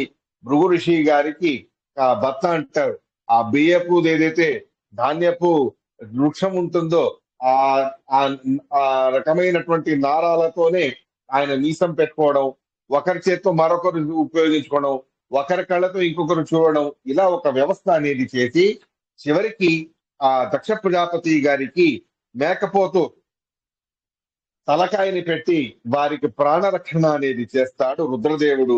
అలా ఆ భగవంతుడి యొక్క దివ్యమైన సన్నిధానం ఉన్న రుద్రదేవుడి ద్రోహం చేసిన అపరాధానికి దండించబడిన దక్ష ప్రజాపతి ఆ తర్వాత పశ్చాత్తాప బుద్ధితో నన్ను దండించి మంచి పని చేశారు స్వామి, న బ్రహ్మ బంధు శుచవాం భగవన్ నవజ్ఞ తుభ్యం హరేచకుత ఏవ ఘృతం ప్రతేషు. ఇంకెప్పుడూ కూడా నేను ఇలాంటి తప్పు చేయకుండా నాకు చక్కని గుణపాఠం అనేది చెప్పారు. ఇలాంటి ఈ సందర్భం అనేది ఎందుకు వచ్చిందో ఏమిటో, నా అహంకారమే దీనికి కారణమే ఉన్నది. అయినా ఇవాటికి ఆ అహంకారం అంతా కూడా పరిహారం అయిపోయింది. మీరు దండించకపోయి ఉంటే ఇంకా అహంకారంతో విర్రవీగేవాడిని నేను అని చెప్పి దక్ష ప్రజాపతి గారు కూడా తన అహంకారాన్ని వదిలిపెట్టి రుద్రదేవుడి కాళ్ళ మీద పడి విశేషంగా ఆయనని ప్రార్థన అనేది చేసి ఆయన తన ప్రజాపతి ఆధిపత్యాన్ని తను చేపట్టడం అనేది జరుగుతుంది. ఇలా ఉండగా స్వయంభవ మను గారి కుమారుడు ఉత్తానపాద గారికి ఇద్దరు భార్యలు, సునీతి, సురుచి. సునీతి గారి కుమారుడే ధ్రువరాజ, సురుచి గారి కుమారుడు ఉత్తమ అనేటటువంటి వాడు. ఇలా ఉండగా ఉత్తానపాదుడికి తన రెండవ భార్య సురుచి మీదనే మమకారం, వ్యామోహం ఎక్కువ. సునీతి మీద అంతటి వ్యామోహం అనేది లేదు. ఇది తెలుసుకొని ఉన్న సురుచి ఆ రాజుగారి ఉత్తానపాద రాజు గారి యొక్క వ్యామోహాన్ని దుర్వినియోగం చేస్తుంది. ఒకసారి నిండు సభలో ఉండగా ధ్రువ కుమారుడు 5 సంవత్సరాల బాలకుడుగా ఉండగా ఆ సభలో వచ్చి ఉండడం అనేది జరుగుతుంది. తన తండ్రి గారి యొక్క తొడ మీద తన తమ్ముడు కూర్చొని ఉండడం చూస్తాడు ధ్రువ కుమారుడు ఉత్తముణ్ణి. నేను కూడా ఆయన కుమారుడే కదా, నేను కూర్చుంటాను అని చెప్పి ఆయన తొడ మీద వెళ్ళి కూర్చుంటే కించిత్తు కూడా సంకోచం చేయకుండా, భయపడకుండా, జంకకుండా, మొహమాటమే లేకుండా, ద్వేషంతో, అసూయతో సురుచి ఆ ధ్రువరాజు గారిని ఈడ్చి కింద పడేస్తుంది. అలాంటి ఘోరమైన అవమానం అనేది జరిగిన ఉత్తానపాద మౌనంగా ఉండడాన్ని చూసి భరించలేక ఎంతో బాధతో తల్లి గారి దగ్గరికి వెళ్లి తన గోడుని చెప్పుకోవాలి అని అనుకుంటే చెప్పేలోపే ధ్రువరాజు గారు తమ దగ్గరికి వచ్చేలోపే సునీతి గారి చెల్లికత్తలు ఆవిడ దాసీమణులు ఆవిడకి విషయాన్ని తెలియజేసేశారు. విషయం అర్థం చేసుకున్న సునీతి ధ్రువరాజు గారి యొక్క పరిస్థితిని అర్థం చేసుకొని, ఏ ధ్రువ, నీ మనస్సులో ఎంతో బాధగా ఉంది అనేది తెలుసు, అయినా కూడా మనస్సుని నిగ్రహం చేసుకో. మా అమంగళం తాత పరేషు మంస్త, ఇతరులకు అమంగళం కలగాలి అని ఏనాటికి కూడా నువ్వు కోరుకోకు. అలా చేస్తే ఆ మంగళం అనేది మనకే కలుగుతుంది అనేది తెలుసుకో. అలా అయితే మరి ఏం చెయ్యాలి అని అంటే, మీ సవతి తల్లి చెప్పిన మాటల్లో ఒకటి బాగుంది. ఆవిడేమన్నారు, నీకు రాజసింహాసనం కావాలి అంటే భగవంతుడిని ఆరాధించు, నా కుమారుడుగా పుట్టే వరాన్ని పొందు, నా కడుపులో పుట్టు, తర్వాత నీకు రాజసింహాసనం అనేది దొరుకుతుంది అని అన్నారు కదా. అవన్నీ పక్కన పెట్టేద్దాం. హంసక్షీర న్యాయముతో భగవంతుడి ఆరాధన చేయడం అనేది ముఖ్యం. కాబట్టి నువ్వు భగవంతుడి ఆరాధన చేసి తపస్సు చేసి ఆ భగవంతుడి ద్వారా స్థిరమైనటువంటి స్థానాన్ని పొందు అని చెప్పి ధ్రువరాజు గారికి స్ఫూర్తిని నింపి సునీతి గారు ధైర్యం చెప్పి ఆయనని పంపించి వేస్తారు.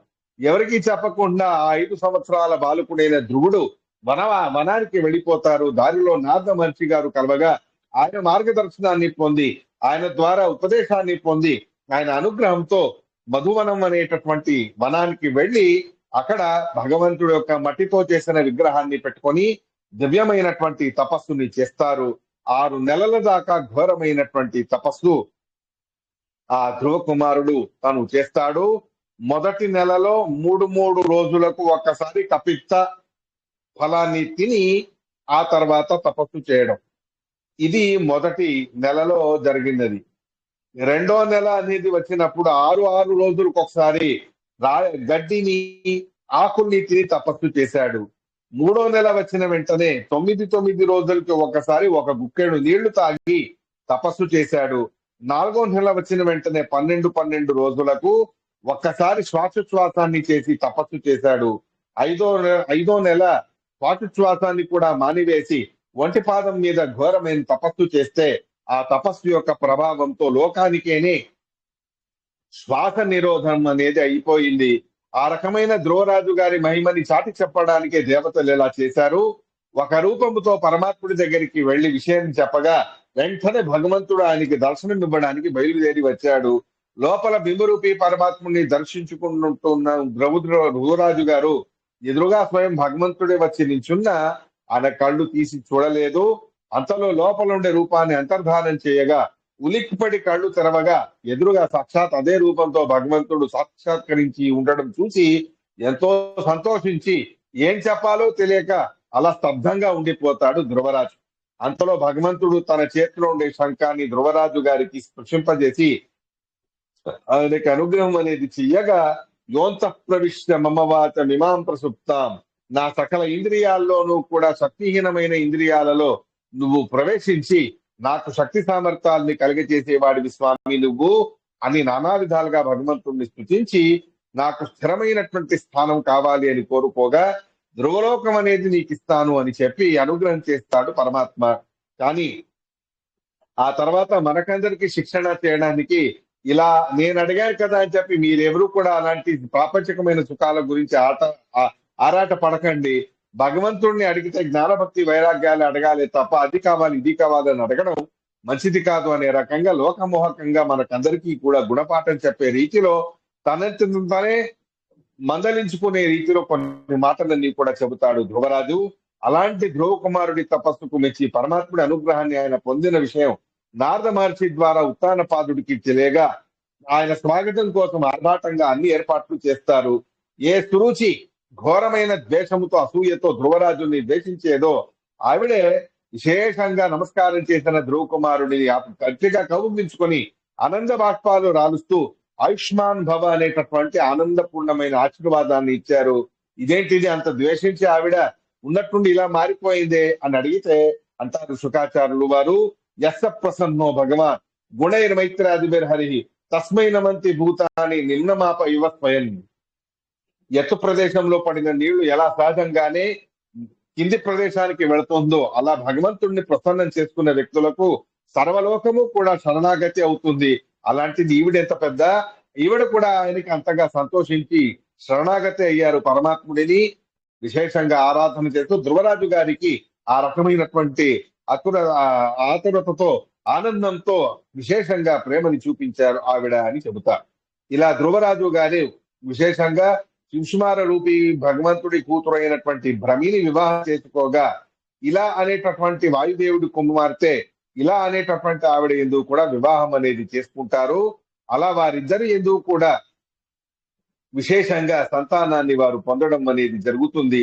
ఇలా ఉండగా కల్పావత్సరాన్ని ఆ భ్రమి ఎందు కల్ప మరియు ఇలా ఎందు వత్సరాన్ని వీళ్ళిద్దరూ కూడా విశేషంగా మన్వంతరాధిపతులై ఉండేటటువంటి మహానుభావులై ఆ కల్పానికి వత్సరానికి అభిమాని దేవతలైనటువంటి మహానుభావులు వాళ్ళిద్దరూ కూడా అనేది తెలుసుకోవాలి. ఇలా ఉండగా ఉత్తముడు వివాహం చేసుకోకుండానే వేటాడడానికి వెళ్ళగా గంధర్వులతో యక్షులతో యుద్ధం చేసి మరణించడం అనేది జరిగింది. విషయం తెలుసుకున్నటువంటి ధ్రువుడు తన తమ్ముడికి ద్రోహం చేశారు కదా అని చెప్పి యక్షుల్ని నిర్మూలన చేయడానికి వెళ్లి ఘోరమైన యుద్ధాన్ని చేసి వైష్ణవాస్త్రాన్ని ప్రయోగించి అందరినీ సంహరించాలి అని అనుకునే లోపే తమ తాతగారే వచ్చి శాంతించు, ఈ రకమైన ఘోరమైన కోపం అనేది నీవు భగవద్భక్తుడిని పొందడం మంచిది కాదు.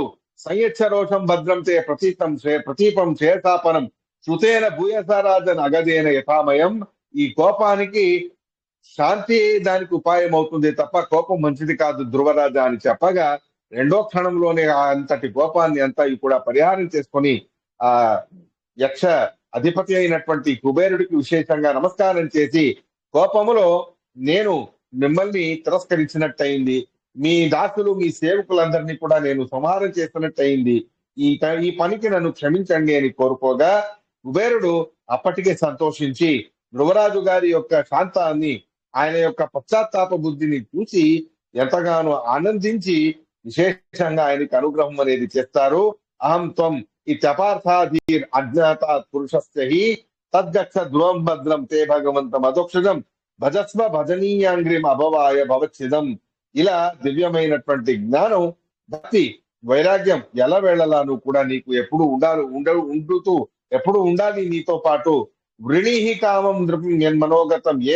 ఏం వరం కావాలన్నా నువ్వు కూడా కోరుకో, అన్ని ఇవ్వడానికి నేను సిద్ధంగా ఉన్నాను అని చెప్పగా వరాహరణు అస్మ్యంబుజనాభ పాదయోర్ నిరంతరం భయమంగ సుష్కుమః.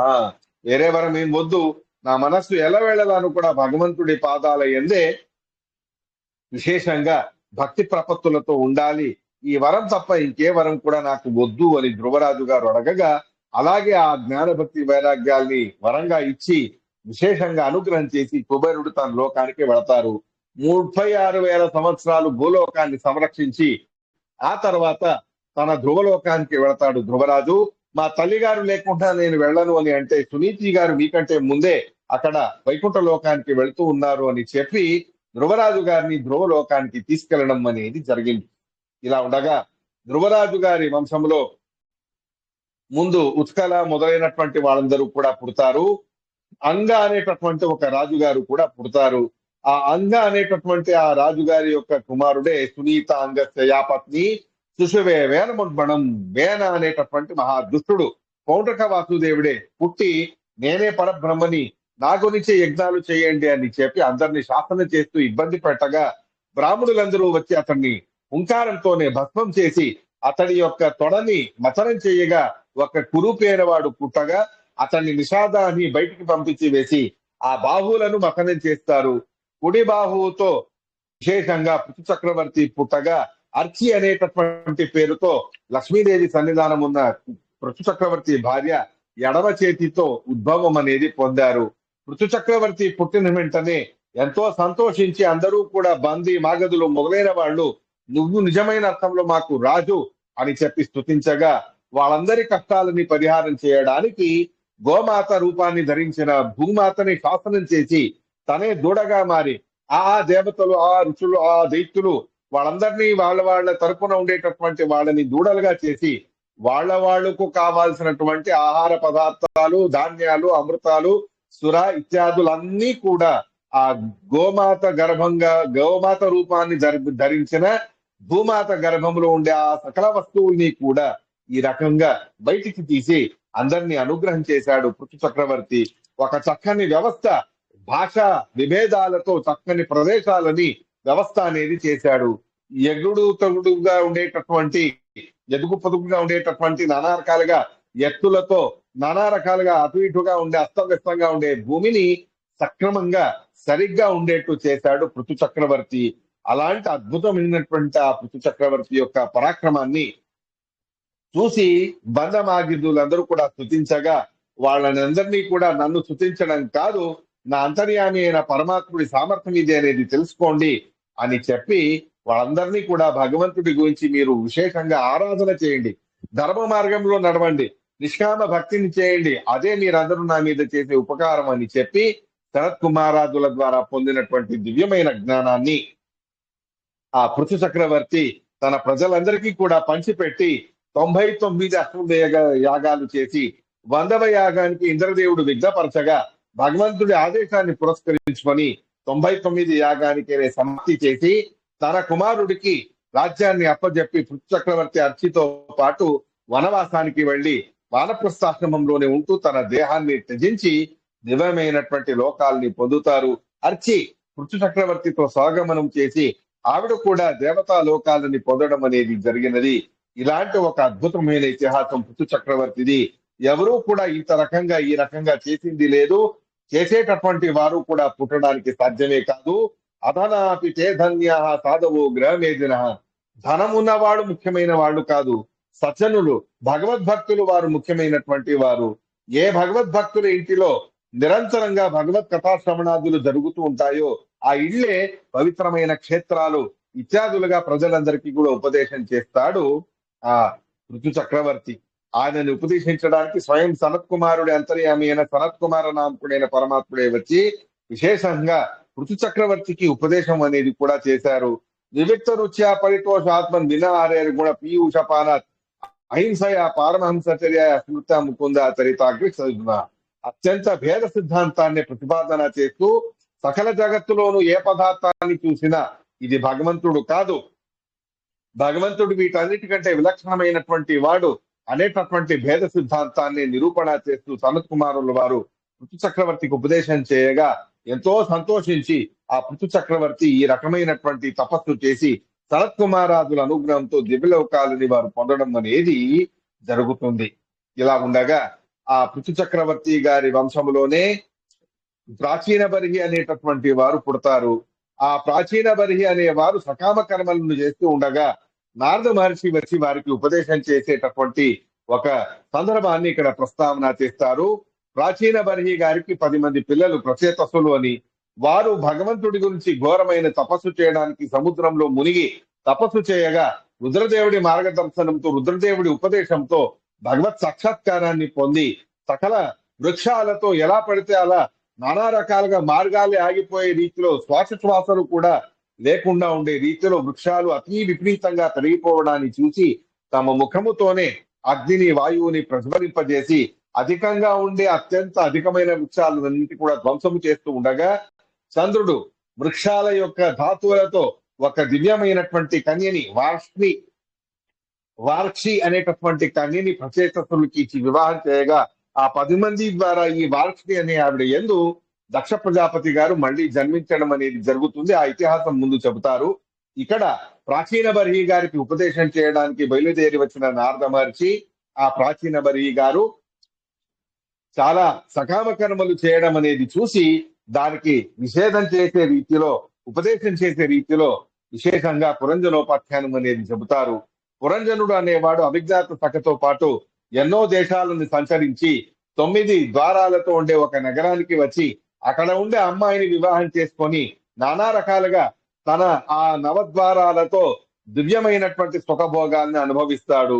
పైన ఉండేటటువంటి 2 దివ్యమైనటువంటి ద్వారాలతో వెళ్లి దివ్యమైన దృశ్యాలని చూసేవాడు. కింద ఉండే 2 ద్వారాలతో దివ్యమైన సుగంధ ద్రవ్యాలని ఆస్వాదనం అనేది చేసేవాడు. సప్తోపరి కృతాద్వే అదహ, ఈ రకంగా 7 ద్వారాలు పైన 2 ద్వారాలు కింద అనేవి ఉండేటటువంటివి. ఇలా ఉన్నప్పుడు ఆ 7 ద్వారాలలో విశేషంగా పౌరస్య దక్షిణేకా తథోత్తర పశ్చిమేద్వే అమూషాంతే నామాని నృపవర్ణయే ఖద్యోతావిర్ముఖీ చ ప్రాగ్ ద్వారవేకౌ ఇతర నిర్మితే. పూర్వద్వారానికి 2 పేర్లు ఖద్యోత ఆవిర్ముఖాన్. అక్కడ విభ్రాజిత అనేటటువంటి ఒక దేశానికి వెళ్లే మార్గం అది. జుమత్సఖతో పాటు అక్కడ వెళ్లి దివ్యమైన దృశ్యాల్ని తను చూసేవాడు. ఆ క్రింద 2 ద్వారాలు నళిని నాళిని అనేటటువంటివి. ఆ రెండిటి దగ్గర ఆ 2 ద్వారాలతో పాటు సౌరభ అనేటటువంటి దేశానికి వెళుతూ అవధూత అనే స్నేహితుడితో పాటు ఆ రకమైన సుగంధ ఆస్వాదనాన్ని చేసేవాడు. ఇక ముఖ్యమైనటువంటిది 3వ ద్వారం కింద ఉండేది ఒకటి. ఆ ద్వారానికి 2 పేర్లు ఆపణ బహుధన అని. ఆ ఆపణ బహుధన అనేటటువంటి దేశాలకి తీసుకెళ్లేటటువంటి ద్వారం అది. రసజ్ఞ విపణ అనేటటువంటి వారిద్దరితో పాటు వెళ్లేవాడు. ఇక పైన ఉండేటటువంటి కుడివైపు ఎడమవైపు పితృభూ అనబడే దేశానికి వెళ్లే ఒక ద్వారం. దక్షిణ భాగంలో విశేషంగా దక్షిణ పాంచాలం అనబడేటటువంటి రాష్ట్రం. అక్కడ దేవభూర్నామ పుర్యాద్వా ఉత్తరేణ పురంజన, దేవభూ అనబడేటటువంటి ఒక దేశానికి నానా రకాలుగా తను వెళ్లేటటువంటి వాడు. పితృభూ దేవభూ అని. ఎడమవైపు పితృభూ, కుడివైపు దేవభూ. ఇక కింద ఉండే 2 ఆసురి అనబడేటటువంటి ఒక ద్వారం. ఆ ద్వారముతో గ్రామ్యక అనబడే దేశానికి దుర్మద అనేటటువంటి వాడితో వెళ్లేవాడు. ఇక ఆ తర్వాత దాని వెనక ఉండేటటువంటి మరొక ద్వారం అది నిరతి అనబడేటటువంటి ద్వారం. ఆ ద్వారము నుండి వైశస అనే దేశానికి వెళుతూ లుబ్ధక అనే స్నేహితుడితో ఇలా విహారం అనేది చేసేవాడు. ఎన్నో సంవత్సరాలు విహారాలు చేస్తూ ఉండగా అతడిని ఆక్రమించడానికి ఒక భయంకరమైన మ్లేచ్ఛరాజు గారు వేచి ఉన్నారు. సరైనటువంటి సమయాన్ని చూసుకొని తన సైనికులుగా ఉండేటటువంటి వాళ్ళందరినీ కూడా ప్రజ్వర, కాలకన్య అనబడే ఇద్దరిని కూడా ముందు ప్రవేశింపజేసి లోపల నుండి ఆ పురంజనుడి నగరాన్ని ధ్వంసము చేసి బయట నుండి ఆక్రమణ అనేది చేస్తాడు. నానా రకాలుగా సర్వ దిశలతోనూ యవనుల సైన్యాన్ని పెట్టుకొని వచ్చి భయ అనబడేటటువంటి ఒక చక్రవర్తి ఘోరమైనటువంటి యుద్ధాన్ని చేసి ఆ పురంజనుడిని అతడి కళ్ళ ఎదురుగానే తనకి సంబంధించిన సర్వస్వాన్ని కూడా వినాశనం అనేది చేస్తాడు. అలా తన భార్య గురించి ఆలోచించుకుంటూ మరణించగా ఆ పురంజనుడు మరొక మారు భార్య స్త్రీగా పుట్టడం అనేది జరిగింది. అలాంటి ఆ స్త్రీగా పుట్టిన వాడికి కూడా ఆ జన్మలో నానా రకాలుగా ప్రాపంచిక సుఖాలను అనుభవించి తన భర్త విశేషంగా వనానికి వెళ్లి తపస్సు చేయగా ఆయన మరణముతో తను కూడా స్వాగమనం అనేది చేయడానికి సిద్ధమవుతారు. అంతలో అవిజ్ఞాత సఖ వచ్చి ఆ పురంజనుడికి పూర్వజన్మ సంస్కారాలన్నీ గుర్తు చేసి ఆయనని అనుగ్రహం చేసి ఈ రకమైన సంసారమైన సుఖానికి నువ్వు మోసపోయావు, అది మంచిది కాదు అని చెప్పి తిరిగి తనతో పాటు వెళ్తాడు అనే కథని చెబుతారు నారద మహర్షి. ఏంటిది కథ, ఇదేమి అర్థం కాలేదే అని అంటాడు ప్రాచీన బర్హి. దానికి వివరణ ఇస్తారు నారద మహర్షి. చూడు ప్రాచీన బర్హి, పురంజనుడు చూసిన 9 ద్వారాల నగరం అది ఏదో కాదు. ఆ 9 ద్వారాల నగరం లాగానే 9 ద్వారాలతో ఉండేటటువంటి శరీరం మానవ శరీరం అనేది నువ్వు తెలుసుకో. ఇటువంటి ఈ మానవ శరీరంలో పైన ఉండేటటువంటివి 7 ద్వారాలు, కింద ఉండేటటువంటివి 2 ద్వారాలు. ఆ పైన ఉండేటటువంటి 2 ద్వారాలు ఏవి అంటే మొదటి భాగంలో పూర్వ దిశలో ఉండేటటువంటివి 2, ఆ పూర్వ దిశలో ఉండేటటువంటి ఖద్యోత ఆవిర్ముఖాన్ని పడే 2 ద్వారాలు అంటే అవి 2 కళ్ళు అని అభిప్రాయం. ఆ కళ్ళతో విభ్రాజిత అనే దేశానికి వెళతాడు అని అంటే అక్కడ చిత్రాలను, దివ్యమైనటువంటి కళ్ళకి ఆనందాన్ని కలగజేసే రూపాలని దర్శించుకునేటటువంటి వాడు అని అభిప్రాయం. ద్యుమత్సక అని అంటే సూర్యుడి కిరణాలను సహాయంగా పొంది కళ్ళకు ఆనందాన్ని కలగజేసే ప్రాపంచికమైన రూపాలని చూస్తూ ఆస్వాదిస్తూ కాలాన్ని వేస్ట్ చేశాడు, వ్యర్థం చేశాడు అనే అభిప్రాయాన్ని తెలుసుకో. కింద ఉండేటటువంటి 2 ద్వారాలు నళిని నాళిని అవి 2 ఏవి అంటే అక్కడ ఉండే 2 ద్వారాల లాగానే మన నాసిక రంధ్రాలు 2. ఈ నాసిక రంధ్రాల రెండిటి నుండి అవధూత అనేటటువంటి ఆ స్నేహితులతో పాటు తను సౌరభ అనే దేశానికి వెళ్లేవాడు అని అంటే సుగంధాన్ని ఆస్వాదిస్తూ విషయభోగాలలో కళ్ళతో రూప అనబడే విషయభోగాన్ని, ఘ్రాణేంద్రియంతో గంధం అనబడే విషయభోగాన్ని తను చేసేవాడు. ముఖ్యమైన ద్వారం దాని చాలా పెద్దది, ఆపణ బహుధన అనబడే పేరు. ఆ ద్వారం వేరే ఏదో కాదు, మన నోరే. ఆ నోటితో నానా రకాలుగా లౌకికమైన మాటల్ని మాట్లాడుతూ హాయిగా రసాస్వాదనం చేస్తూ ఆహారాన్ని తింటూ జీవితాన్ని స్వర్గ సుఖాలతో ముంచేశాడే తప్ప ఒకనాడు కూడా భగవంతుణ్ణి స్తుతించే బుద్ధి వాడికి రాలేదు. ఇలా ఉండగా కుడివైపు ఉండేటటువంటి ద్వారం అంటే కుడివైపు ఉండే చెవి, ఎడమవైపు ఉండే చెవులు, కుడివైపు ఉండే చెవులతో సకామ కర్మల ద్వారా దేవభూ అంటే స్వర్గలోకాలని పొందడం, ఎడమవైపు ఉండే చెవులతో పితృలోకాలని పొందడం అనేది జరిగేది. ఈ రకమైన సప్త ద్వారాలతో 5 విషయభోగాల్ని అనుభవించేటటువంటి స్వభావము కలిగిన వాడే సమగ్రమైన సమయాన్ని కేవలం దేహ సుఖాల కోసమే తాను వ్యర్థం చేశాడు. చివరికి కింద ఉండేటటువంటి 2 ద్వారాలు గుదేంద్రియం, గుహ్యేంద్రియం అనేవి. ఆ రెండింటితోనూ కూడా గ్రామ్య సుఖాలని, వైశ్య సుఖాలని ఇత్యాదులన్నిటి కూడా అనుభవిస్తూ వివిధ ప్రకారాలైన విషయభోగాల్ని అనుభవించే రీతిలో నానా రకాలుగా సమయాన్ని వ్యర్థం చేశాడు. భయ అనేవాడు వేరే ఎవరో కాదు, మృత్యుదేవత. ఆ మృత్యుదేవత ప్రజ్వార కాల అనేటటువంటి ఇద్దరిని పంపించాడు అంటే రోగాల రూపంగా మన మృత్యు మనకు సన్నిహితం అవుతుంది.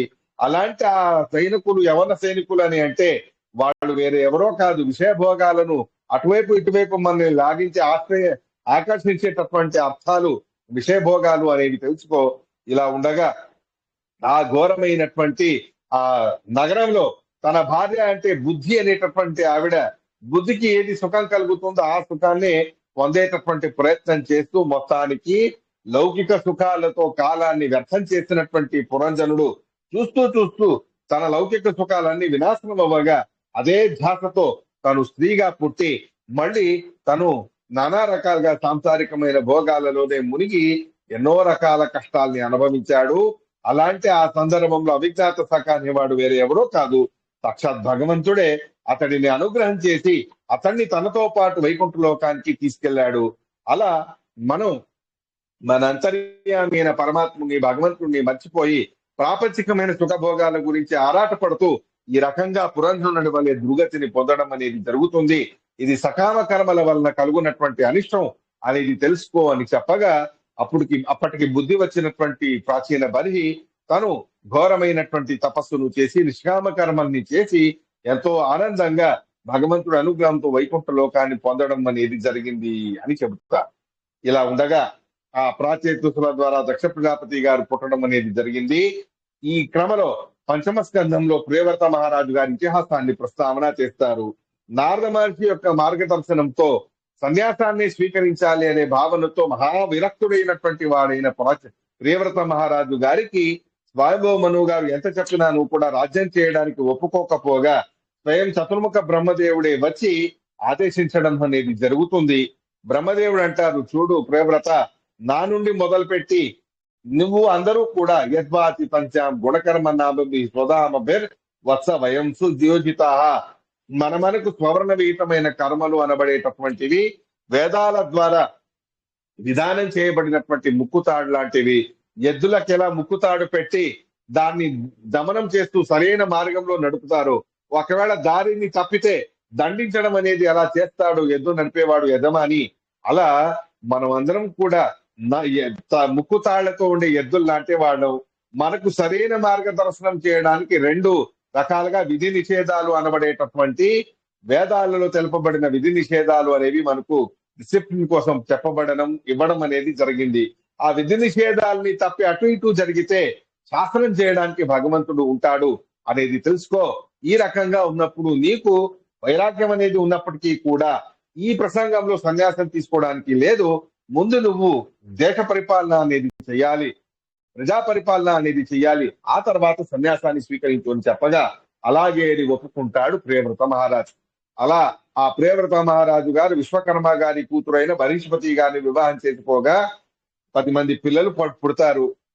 ఆ 10 మంది పిల్లలలో విశేషంగా కవి మహావీర సమన అనేవారు సన్యాసాన్ని స్వీకరిస్తే మిగిలిన ఆ 7 ఎవరైతే ఉన్నారో వాళ్ళకి సప్త ద్వీపాలుగా భూమిని విభాగం చేసి అక్కడక్కడ వాళ్ళకు రాజ్య పరిపాలన కోసం విస్తృతంగా వ్యవస్థ అనేది చేస్తాడు. ఈ ప్రియవ్రత మహారాజు గారికి ఇంకొక భార్య కూడా ఉన్నారు. ఆ భార్య యందు ఉత్తమ తాపస రైవత అనబడే 3 సంతానాన్ని తను పొందడం అనేది జరుగుతుంది. ఈ 3 కూడా మన్వంతరానికి అధిపతులైనటువంటి మహానుభావులు. ఇలాంటి ఈ ప్రియవ్రత మహారాజు గారు ఒకసారి తను ఆలోచిస్తూ ఉండగా సూర్యుడు పూర్వ దిశలో ఉండగా పశ్చిమ దిశలో చీకటి, పశ్చిమ దిశలో ఉండగా పూర్వ దిశలో చీకటి ఉంటుంది కదా అని ఆలోచించి ఇది నచ్చని ప్రియవ్రత మహారాజు గారు సూర్యవేగంతో సమానంగా పరిగెత్తే రథాన్ని ఏర్పాటు చేసి 7 రోజుల దాకా సమగ్రమైన భూమండలంలో చీకటే లేకుండా చేశాడు. చివరికి ప్రజలు తమతో పరిహారం అనేది పొందడానికి నిద్ర అనేది కావాలి, అది లేకుండా చేస్తే ఎలా అని ప్రార్థన చేయగా 7 రోజులకి తను ఆగిపోవడం అనేది చేశాడు. అలా అతడి 7 రోజుల రథ భ్రమణ వలన 7 సముద్రాలు ఇదివరకే పరమాత్ముడు నిర్మాణం చేసినవి అది విస్తారమయ్యాయి, పాయ పెంచుకున్నాయి. ఇలాంటి ఈ ప్రియవ్రత మహారాజు గారికి ఆగ్నిద్ర ఇద్మజివ్వ మొదలైనటువంటి అగ్నిదేవుడి పేర్లతో ఉండేటటువంటి కుమారులు ఉన్నారు. వారిలో అందరికంటే పెద్దవాడు ఆగ్నిద్ర. ఈ ఆగ్నిద్ర గృహస్థాశ్రమాన్ని స్వీకరించడానికి తపస్సు చేయడానికి వెళ్ళగా విశేషంగా బ్రహ్మదేవుడు తన సభలో ఉండేటటువంటి అప్సరా స్త్రీని ఆగ్నేయుడి దగ్గరికి పంపించడం అనేది జరిగింది. అలాంటి ఆగ్నేయుడి దగ్గర ఆ అప్సరా స్త్రీ ద్వారా విశేషంగా 9 మంది కుమారుల్ని తను పొందుతాడు. నాభి కింపురుష హరి వర్ష ఇళావృత రమ్యక హిరణమయ కురు భద్రాశ్వ కేతుమాల అనబడేటటువంటి 9 మంది కుమారులు. ఈ 9 మంది కుమారులకి ఆగ్నిద్ర మహారాజు గారు తన యొక్క జంబూ ద్వీపాన్ని 9 భాగాలుగా విభాగం చేసి మధ్యలో ఉండే జంబూ ద్వీపము భారతదేశానికి ఆనుకుని ఉన్నటువంటి ప్రదేశం దాన్ని నాభి మహారాజు గారికి ఇవ్వగా నాభి మహారాజు గారు సంతాన ప్రాప్తి కోసమని పితృకామేక్షి యాగం చేయగా ఋషులందరూ పరమాత్ముడిని ప్రార్థన చేసి స్వామి నీలాంటి కుమారుడు వీరికి కావాలి, మా మాటని విన్నవించుకొని మా మాటని స్వీకరించి అనుగ్రహించు అని చెప్పగా పరమాత్ముడు నాలాంటి వారు ఎవరూ లేరు, నేనే తనకి కుమారుడుగా పుడతాను అని చెప్పి ఋషభనామక పరమాత్ముడిగా అవతరించాడు. ఆ పరమాత్మ ఋషభనామక పరమాత్ముడు తను విశేషంగా జయంతి అనబడే పేరుతో లక్ష్మీదేవి అవతరించగా ఆవిడ వివాహం చేసుకొని 100 మంది కుమారుల్ని కంటాడు ఋషభనామక పరమాత్మ. వారిలో అందరికంటే పెద్దవాడు ఎవరు అంటే భరత చక్రవర్తి. ఆయన మహాజ్ఞాని, పరమ భగవద్భక్తుడైనటువంటి వారు. అలాంటి పిల్లలందరికీ కూడా ఉపదేశం చేస్తూ స్వయం భగవంతుడు మహత్సేవాం ద్వారా మాహుర్ విముక్తే. సజ్జనుల యొక్క సేవని చేయడం ఏనాడు కూడా మర్చిపోకండి. విశేషంగా సజ్జనుల సేవయే మనకు తారకం అనేది తెలుసుకోండి అని చెప్పి వృషభనామక పరమాత్మ తన సంతానానికి దివ్యమైన జ్ఞానాన్ని, తన జ్ఞానాన్ని ఉపదేశం అనేది చేశాడు. వివిక్త వివిక్త దృష్టి తదుతార్హణం మే అనేటటువంటి దివ్యమైన ఉపదేశాన్ని చేస్తారు. ఏమిటది వివిక్త దృష్టి అని అంటే, భేద సిద్ధాంతం ఏదైతే మనకు మధ్వాచార్యులు వారు చెప్పారు పంచభేదాలు, ఆ పంచభేదాల సిద్ధాంతాన్ని నిరూపణ చేసి అదే నాకు చాలా ఇష్టమైనటువంటిది అని స్వయం భగవంతుడే ఈ సందర్భంలో తన పిల్లలందరికీ కూడా ఉపదేశం అనేది చేస్తాడు. సర్వాణి మధ్యస్థతయా భవద్భిక్షరాణి భూతాని ధ్రువాణి సంభావితవ్యాన్ని పదే పదే ఓ వివిక్త దృష్టి తదుతార్హణం. సర్వ పదార్థాల్లో, సర్వ వ్యక్తుల్లో నా సన్నిధానం అనేది ఉంది. నా ప్రతిమల స్థానంగా అందరినీ కూడా మీరు తెలుసుకోండి. మత్కర్మ వీర్మత్ కథయాత నిత్యం, నిరంతరంగా నా కోసమే కర్మలను ఆచరించండి. నా కథాశ్రవణాన్ని చేస్తూ మీరు స్వవర్ణవీతమైన కర్మానుష్ఠానంతో ఉద్ధారాన్ని పొందండి అని చెప్పి భగవంతుడు భరత చక్రవర్తి గారికి మొత్తం రాజ్యాన్ని అప్పచెప్పి ఆయనకు అనుయాయులుగా మిగిలిన వాళ్ళందరినీ కూడా విశేషంగా అనుగ్రహం అనేది చేశారు. ఆ 100 మంది కుమారుల్లో జాయంతేయులు అనేటటువంటి వారు కవిర్, హరి, అంతరిక్ష, ప్రబుద్ధ, పిప్పలాయన, ఆవిర్హోత్ర, ధృమిల, చమస, కరభాజన అనబడేటటువంటి 9 మంది మాత్రం సన్యాసాన్ని స్వీకరించి తత్వోపదేశాన్ని చేయడానికి, లోక సంచారానికి బయలుదేరారు. మిగిలిన వాళ్ళందరూ కూడా భరత చక్రవర్తికి అనుయాయులుగా ఉంటూ రాజ్య పరిపాలనలో సహాయం అనేది చేశారు.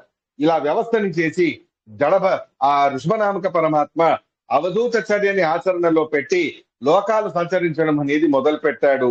ఆయన మీద ఎన్నెన్నో అపరాధాలు చేశాడు.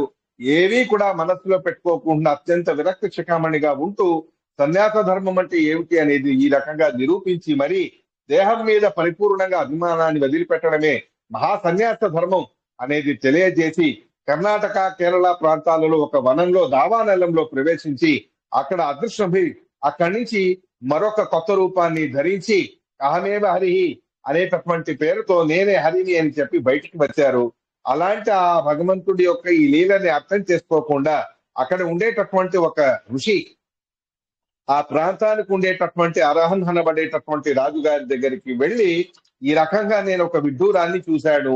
వృషభుడు ఆ వనంలో ప్రవేశించాడు, అతడు భస్మమైపోయాడు, నేను వేరే వాణ్ణి అని కొత్త రూపాన్ని ధరించుకొని ఆ వ్యక్తి బయటికి వచ్చి నేనే హరిని అని చెప్పాడు.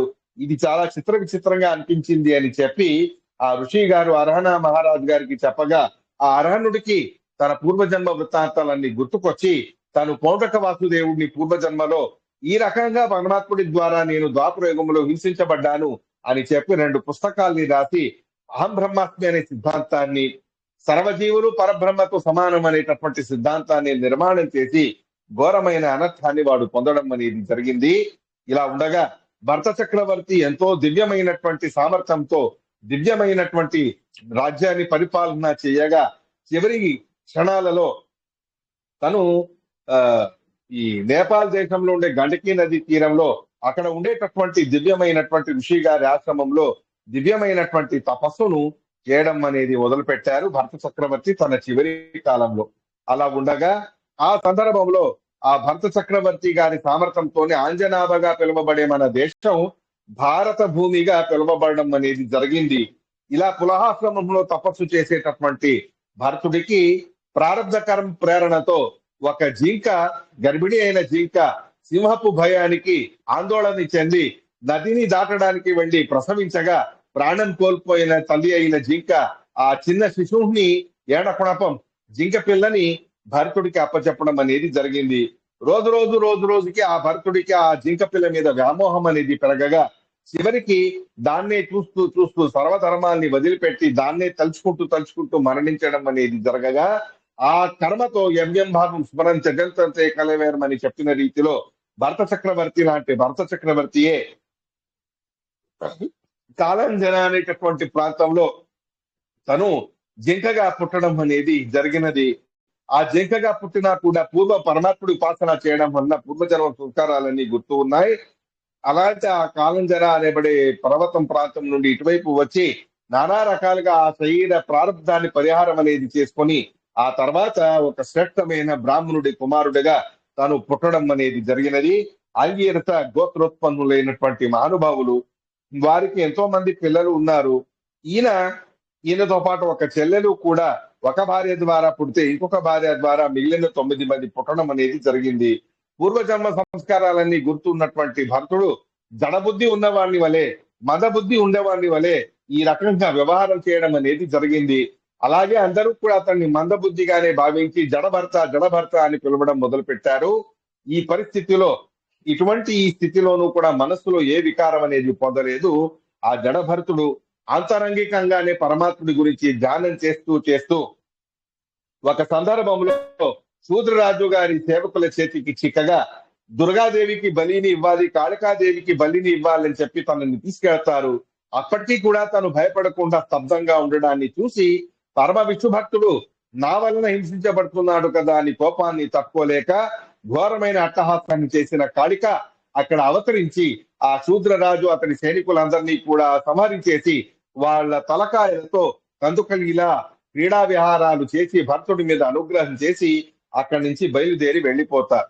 ఇలా ఉండగా కొంతకాలానికి రఘుగణ మహారాజు గారు కపిలనామక పరమాత్ముడి దగ్గర ఉపదేశానికి వెళ్ళాలని చెప్పి పాల్కీలో వెళుతూ ఉండగా ఒకడికి ఏదో ఇబ్బంది కలిగినది. ఎవరు దొరకకపోగా ఈ జడభర్తుడిని తమ వెంట పాల్కీని మోయడానికి తీసుకెళ్తారు వారి వెంట ఉండే సైనికులు. అలా ఉండగా నిదానంగా మామూలుగా నడవకుండా చిన్న చిన్న చీమలు క్రిమి కీటకాలని చూసి ఎగురుతూ గెంతుతూ అస్తవ్యస్తంగా పాలికీని మోస్తూ వెళ్ళిపోతాడు జడభర్త. లోపల ఉండే రఘుగణ మహారాజు గారికి చాలా కోపం వచ్చి ఏవేవో దుర్భాషలన్నీ ఆడుతూ ఆ జడభర్తుని గురించి సరిగ్గా తెలుసుకోకుండా మందహాసాన్ని చేస్తూ హేళన చేస్తూ ఘోరమైనటువంటి నిందనలన్నీ కూడా చేస్తారు. అతడు చేసిన హేళన పూర్వకమైనటువంటి తిరస్కారమైన వెటకారపు మాటలు అన్ని కూడా అర్థం చేసుకున్న జడభర్తుడు నిజంగానే నువ్వు చెప్పినవన్నీ సరిగ్గా నాకు అన్వయం అవుతాయి.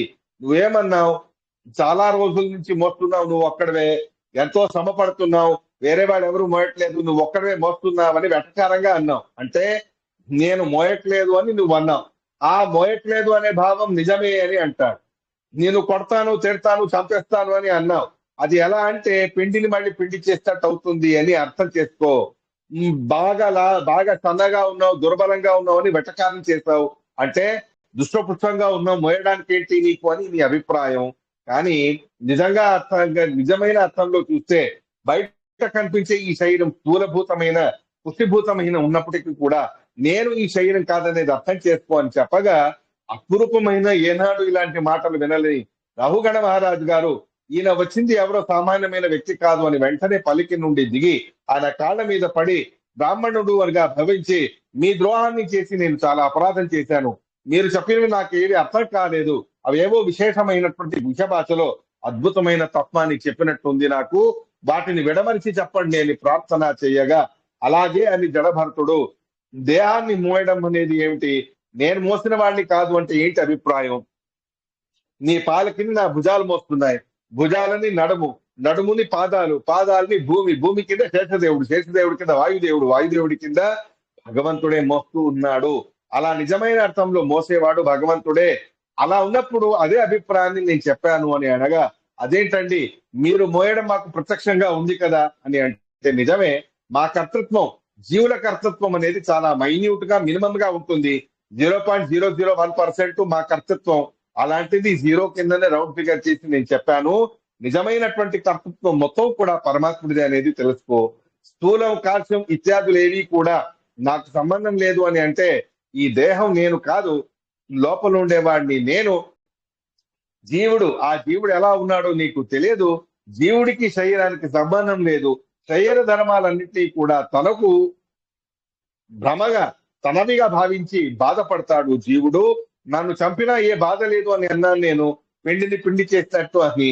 నువ్వు చంపితే దేహం మీద అభిమానం ఉన్న వాడికి దుఃఖం కలుగుతుందో ఏవో, నాకు దేహం మీద కించిత అభిమానం లేదు, అలాంటప్పుడు నాకెందుకు దుఃఖం కలుగుతుంది అని ఎంతో అద్భుతమైన తత్వజ్ఞానాన్ని ఉపదేశం చేయగా ఒక ఉదాహరణతో వనంలో సాగే పాఠశారుల వలె ఈ సంసారం అనేది ఒక పెద్ద కారడవి. ఈ అడవిలో ఒక్కొక్కసారి సుఖం కలుగుతుంది, ఒక్కొక్కసారి దుఃఖం కలుగుతుంది, ఒక్కొక్కసారి అపాయాలు ఉంటాయి, ఒక్కొక్కసారి తప్పించుకుంటాం. ఇదంతా కూడా కర్మల నిమిత్తంగా మనకు ప్రాప్తించే సుఖ దుఃఖాలు, అలాంటి సుఖ దుఃఖాల గురించి బాధపడడం అనేది మంచిది కాదు. మన కర్మల్ని మనం అనుభవించడం అనేది జరుగుతుంది. అలాంటిది నువ్వు తెలుసుకో అని ఎంతో అద్భుతమైన ఉపదేశాన్ని చేస్తాడు జలభరతుడు రఘుగణ మహారాజు గారికి. నేను భరత చక్రవర్తిగా ఉండగా సమగ్ర భూమండలం నా చేతిలో ఉండేది. నువ్వేదో సింధు సౌవీర దేశాలకి ఇంతగా అహంకారంతో విరవీగావు, అది మంచిది కాదు రఘుగణ అని ఉపదేశం చేయగా అంతటితో శరణాగతి అయిన రఘుగణుడు నమస్కారం చేసి తన తప్పును తెలుసుకొని సాధన మార్గంలో సాగి సాక్షాత్ కపిల రూపీ పరమాత్ముడే మీ రూపంలోకి నాకు అనుగ్రహం చేశాడు అని చెప్పి అక్కడి నుంచి తన రాజ్యానికి వెళ్ళిపోతాడు. జలభరతుడు కూడా తన ప్రారంధాన్ని సమాప్తి చేసుకొని చివరి క్షణంలో భగవంతుడిని స్మరించుకొని స్వయం తను వైకుంఠ లోకానికి వెళ్ళడం అనేది జరిగింది. భరతుడి కుమారుడు సుమతి మొదలైనటువంటి వాళ్ళందరూ కూడా తర్వాత రాజ్య పదవిని చేపట్టడం అనేది జరిగింది. వృషభరూపి పరమాత్ముడి మూలభూతమైన ఉద్దేశాన్ని అర్థం చేసుకోక దిగంబరాది రూపంగా ఉండేటటువంటి సన్యాస ధర్మాన్ని గొప్పగా భావించి కొంతమంది భ్రమితులు ఇవ్వడం అనేది జరిగింది. ఇలాంటి భరత చక్రవర్తి గారి వంశంలోనే గయ మొదలైనటువంటి పెద్ద రాజులు, ఋషులు, మునులు మొదలైన వాళ్ళందరూ కూడా పుట్టారు అనే మాటని శుతాచార్యులు వారు చెబుతారు. ఇలా ఉండగా జంబూ ద్వీపం అన్నారు, దాని 7 విభాగాలు చేశారన్నారు, సప్త సముద్రాలు అన్నారు. అవన్నీ ఏమిటి, వాటి గురించి విస్తారంగా మాకు వివరణ ఇవ్వండి అని అడుగుతాడు పరీక్షిత మహారాజా. అటువంటి భూగోళ వర్ణానికి సంబంధించిన విస్తారమైన వివరణ దాన్ని రేపటి రోజు మనం తెలుసుకుందాం. ఇవాటికి శ్రీకృష్ణార్పణమస్తు.